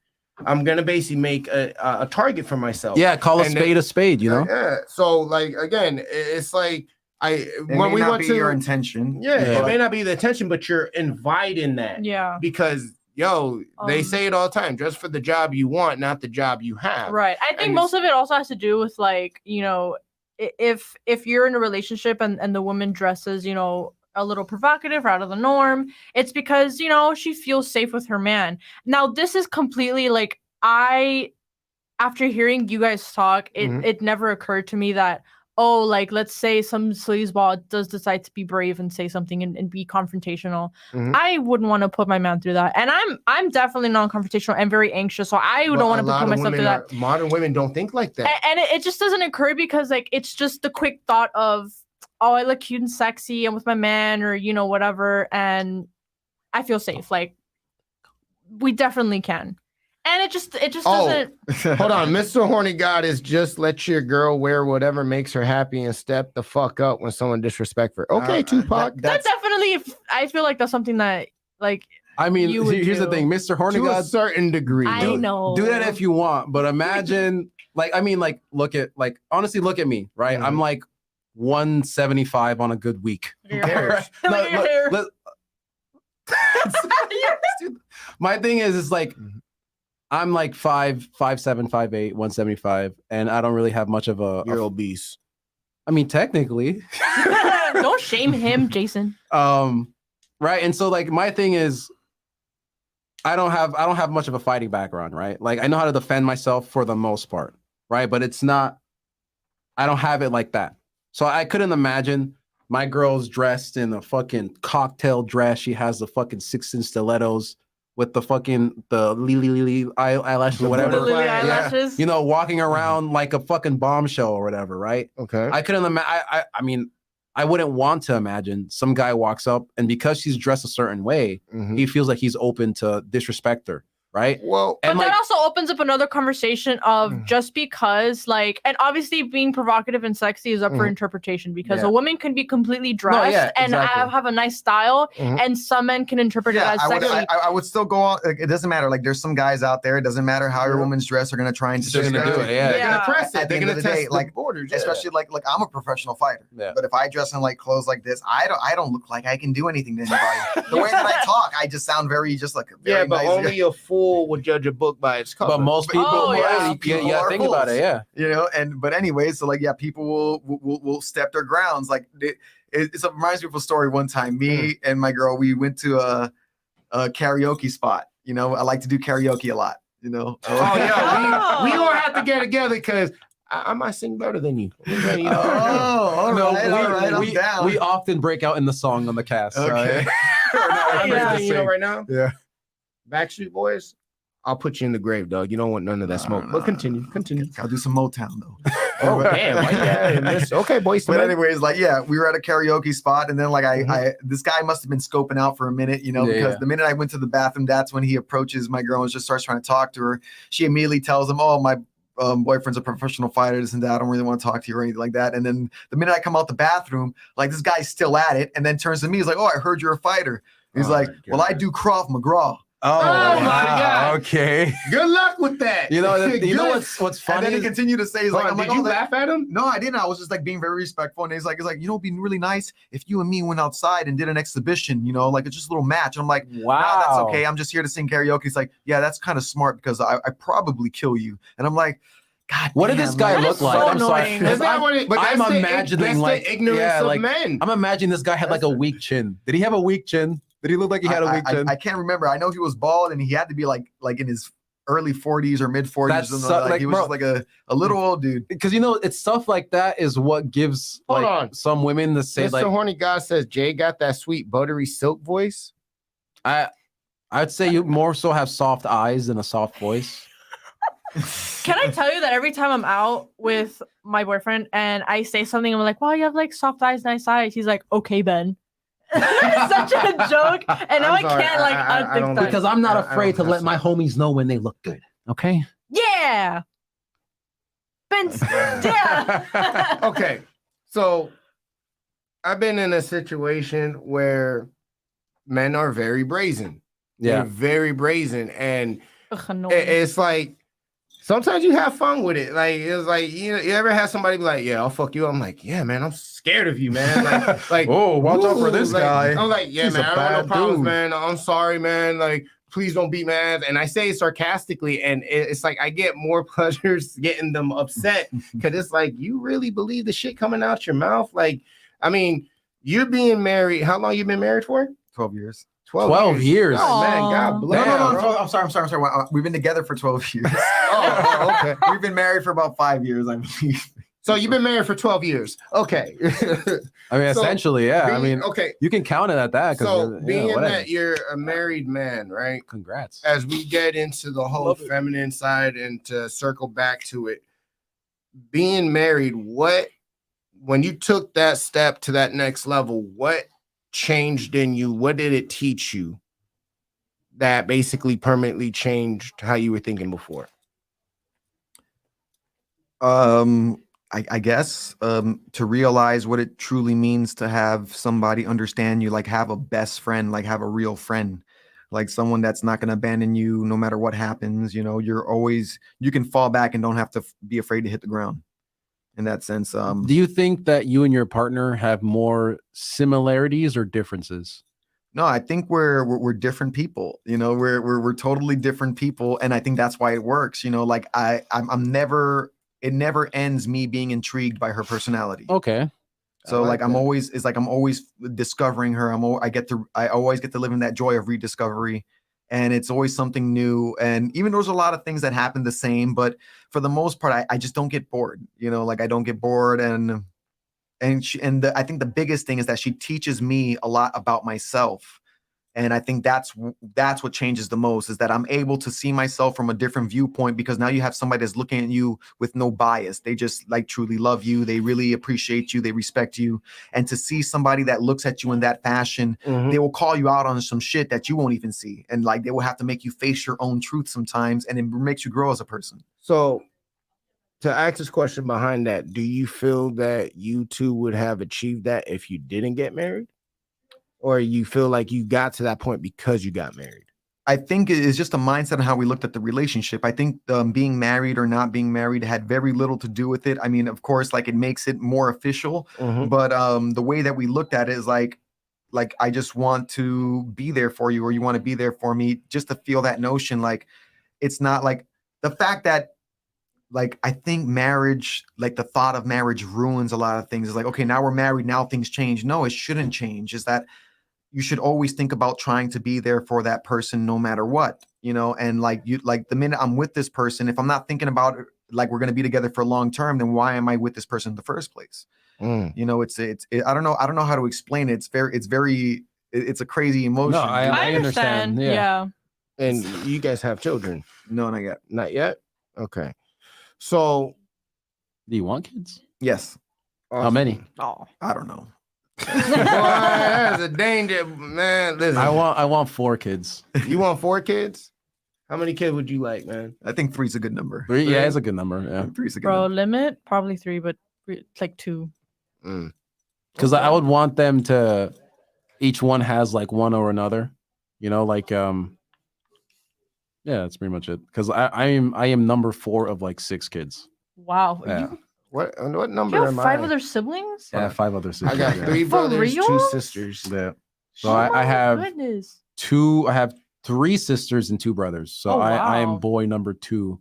I think when it Wow. comes down to like relationships, and I agree with what you say on that sense, man, like it's a good feeling because it is your best friend. You know what I'm saying? To have somebody who understands you Yeah. and who's gonna pick you up. And I think And that's the problem with a lot of relationships. Like we go into just being boyfriend and girl, Situationships. be And friends it's- first. Yeah. And I say that Yes. you have to be the person, because then it's like it imposes on the relationship when you're not friends first. Yeah. Yeah, because because you're you have not willing to expectations. accept Yeah. high expectations that are not realistic. I was talking to my girl for like, and I mean like actually talking, like not engaging or anything like that, like literally just like chatting for like 4 months before we even like had Yeah, same sex. here. Like Yeah. we were talking like online just for like Yeah. how many, like 6 months or something like that, and then like we started just going on dates for like a couple years before we even started like actually being together. Like it was so we took our time, and I think that was a beautiful thing because I really got to know the person as a person, not just a person as my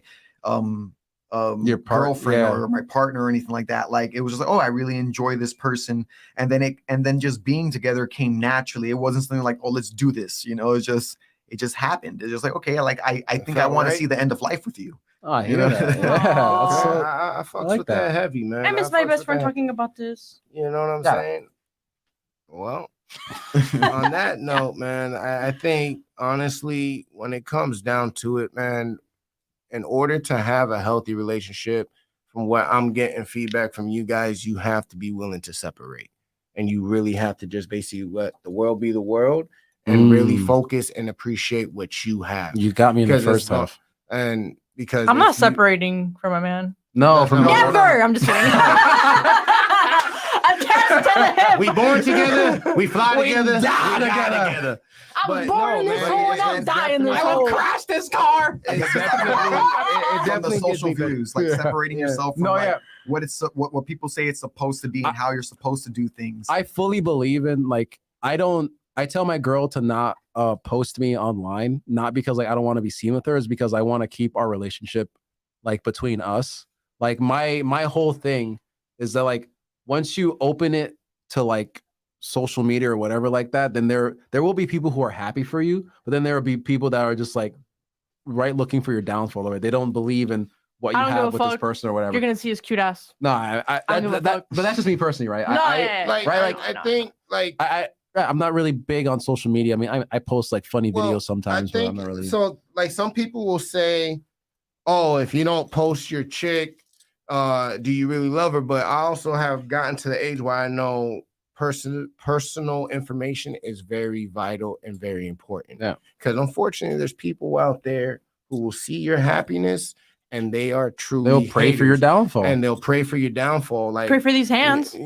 Oh, damn, she ready to go to war. Okay, I like that. Beaches. But like especially being that you're a fighter, right? To go back to your career, has there ever been a moment where your best friend has been scared for you?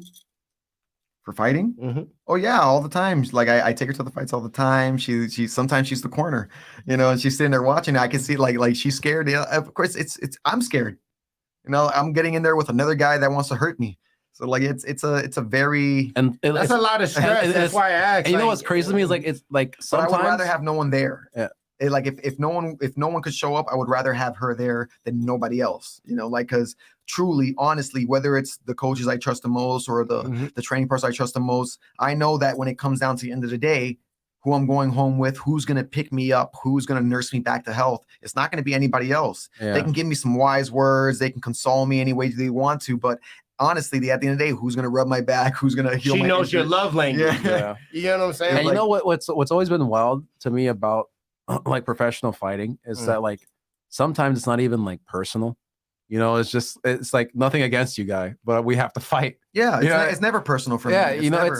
If anything, like it gets too personal on the level that like I enjoy that I have an opponent because that agrees that we can exchange extreme violence with each other and that's your freedom. Yeah, it helps me discover things about myself, and I know I'm doing the same for that person. And that's why after every fight, usually 99.9% of the time, people like kiss and make up after the fight. It's like, oh man, I have respect for you because we allowed ourselves to have this communication. I don't know, man. I've seen some dudes get their ass beat in UFC, and you see their face. I say 99% of the time. That 1% though. Yeah, like some people will like kick my ass. No, I think I'd be incredibly impressed if someone could just like outright devastate me.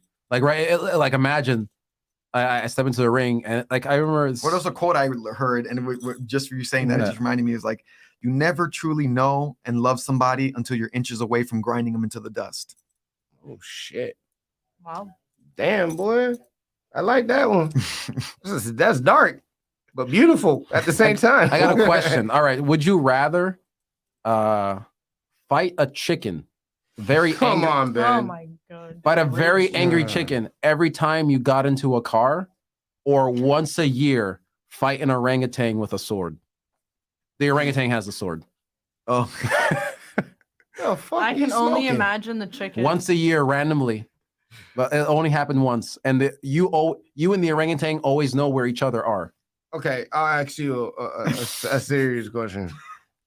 Can you answer that? That's a dumb That's not a question. dumb question. You're a Let me dumb ask you something. question. So you got your wife, right? Fight the orangutan.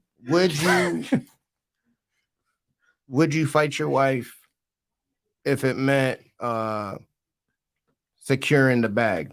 Like if they gave you an opportunity, like, yo, We already know the answer to that one. That's And- kind of a stupid question. Yeah, it is and I got the Some dumb people- He's question. gonna say no, no. but some people would fight their wife because, especially, I don't know, some people are different. That's why I'm asking. So would you fight your wife if they were given conditions like you're not to fight to the death, but would you ever spar your wife or anything like that? for Training, whether it's for what? Like, but what's the For money? for money? You're saying for money, yeah. No, I wouldn't fight her for money. I mean, knew it. Like, I sometimes I play, like, we do like the little sparring sessions to help her train and stuff and help her learn martial arts. But like, I'm not gonna like.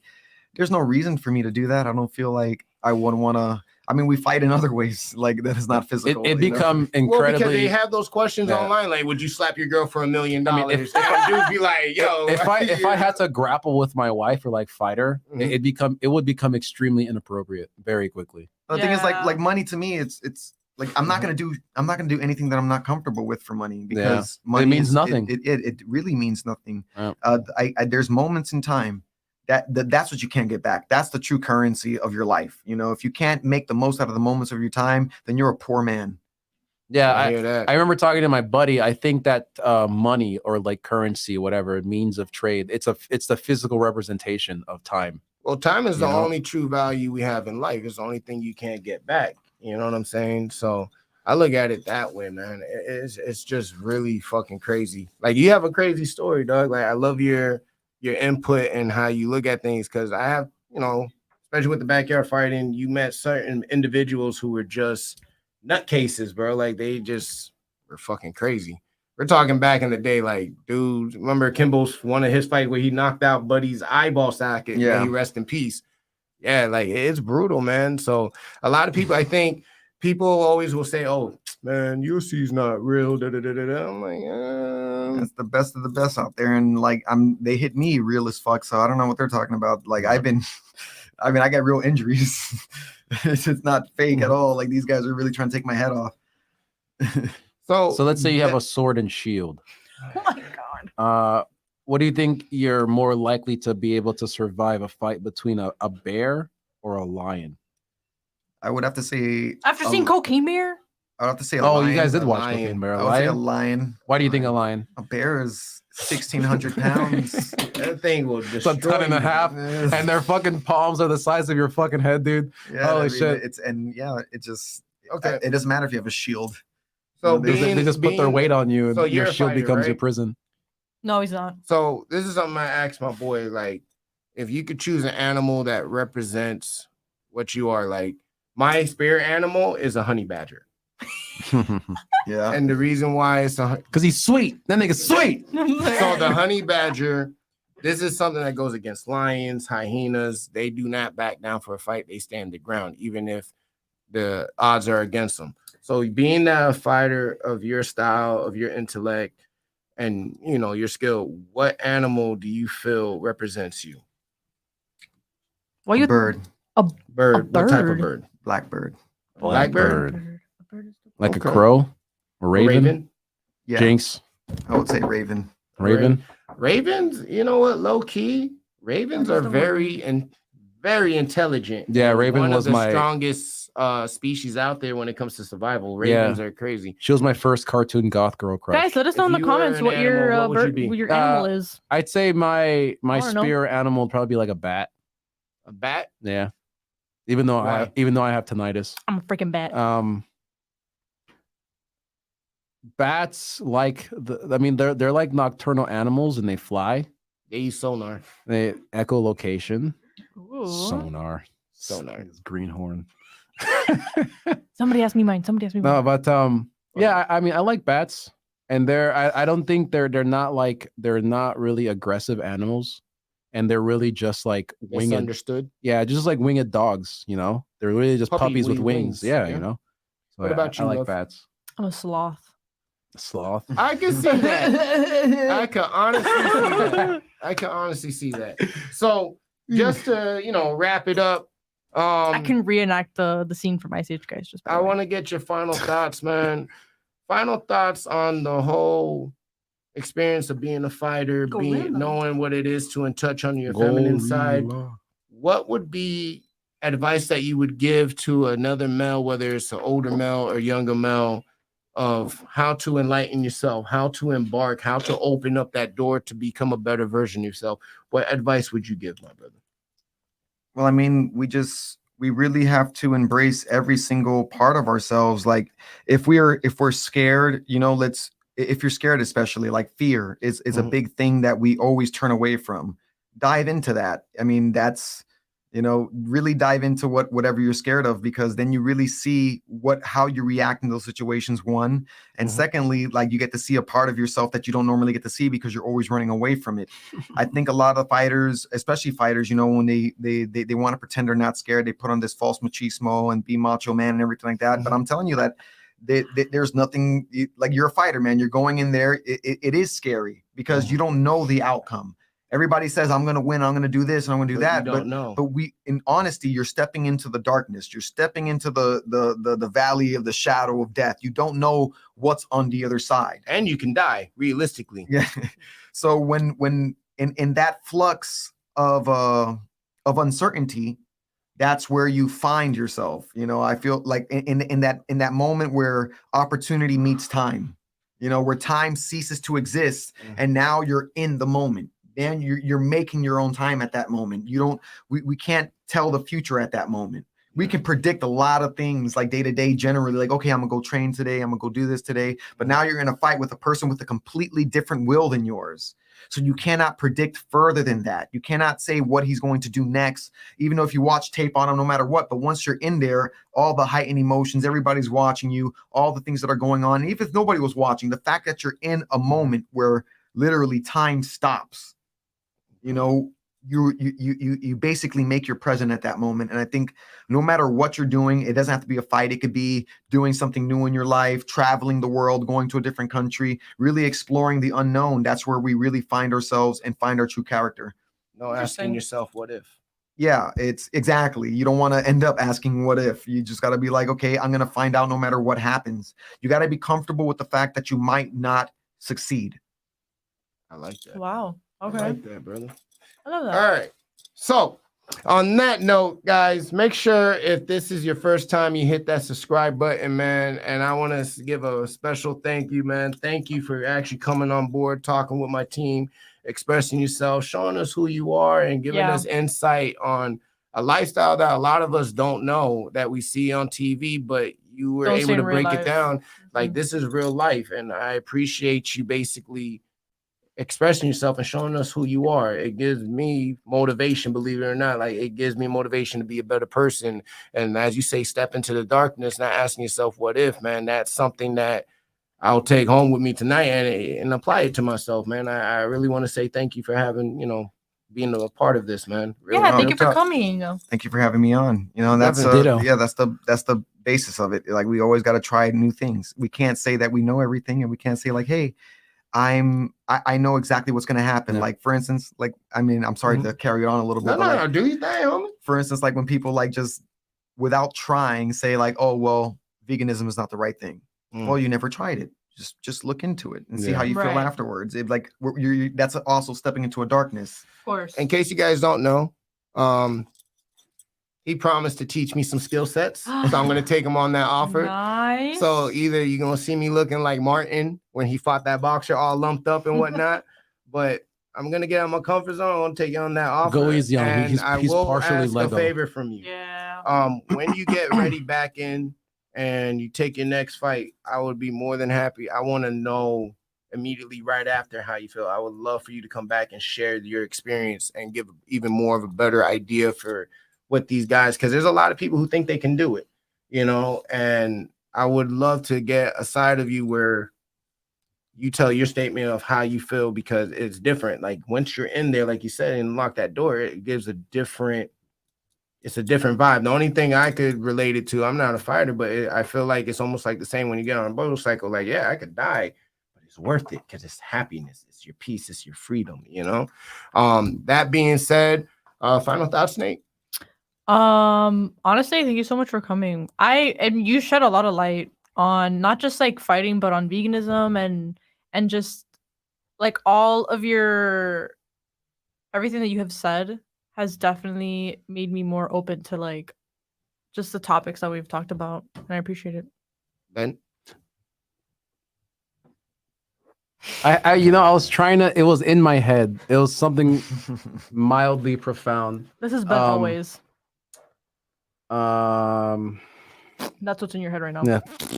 No, I mean honestly, this is good talk. Like it's nice having Good someone talk. that's as well articulated as yourself, right? A lot of a lot of good ideas, a lot of very Facts. well thought out, right? Like thoughts and opinions on things. Like I remember that one of the last guys we had on Sylvester, right? Mhm. That's the feeling that I get. Like it's very Yes. easy to talk to you. I love it. It's like I'm a little kid and sitting in the rug, and I'm just like, tell me more. Yeah, like we can bounce ideas like off of you, well, right? Like it's a good energy to have, because it's like then conversation doesn't get stale, and we don't really find ourselves at too much of an ends because everyone has, for the most part, has an open mind, Yeah. And honestly, what Logic said, it'd be really cool that like right after you fight, if you came back, because I'm sure that like The experience new is fresh. perspectives will be like open to you, and you'll have a lot more to share on that. And well, yeah, just honestly, thanks for coming on. One more thing, like though. earlier, before we started, I remember I was at the door. Mhm. I was at the door, and he came up behind me. And I remember, I was like this, just like holding all my shit. And I was like, all right, good. And he was there. I was like, Just awkwardly yeah, looking I was back. like, wait, this guy, maybe. I do have one thing to ask you. Being that you're in touch, what's one saying you could say to our viewers that you think they should take home with them tonight? It's something that I said after my last fight, and it's something that I'm still holding on to. It's a good quote that I like to replay in my head, that courage will not always be there, but we can always be honorable. At least if we're honorable, we'll always do the right thing, even if we're scared. I love that. Amen. All right, guys. All right, guys, thanks. I want to say thank you. Make sure you hit that subscribe button. You can find your boy at Logic142. You can find me at Natalie with 2 I's and 2 E's _01. And honestly, guys, go hit up the comments. Tell us random questions. We'll be more than happy to answer. I'm always monitoring the comments. I love giggling with you guys. Come on. And check out Ben's new tattoo. Oh yeah, I got a new tattoo. Hold on, let me just. Ooh, ow. Okay. Here we go. Check out the tat. Oh, You're too black. you're You're too black. Maybe this one. Maybe this one. This one. probably the lighting. It looks like Braille. Yeah, because it's peeling. It's peeling. It's right here. I feel like No, yeah, It's like peeling. it's a snake with a blade going through its All right. head. And Alex, tell them where they can find you. Tell them your Instagram, G. My Instagram is I am here now, Alex. There's underscores in between each word, I believe. And but if anything, you can just type in Alex Caceres and it should pop up. Yeah, that's how I found them. Okay. yeah. I mean, you're verified, so you. you're like there. And we thank you guys for tuning in, man. Honestly, this was an honor. And as you know, this is one thing for sure. Two things for certain. Woo! Love you guys. Brother, good shit, man. Thank you.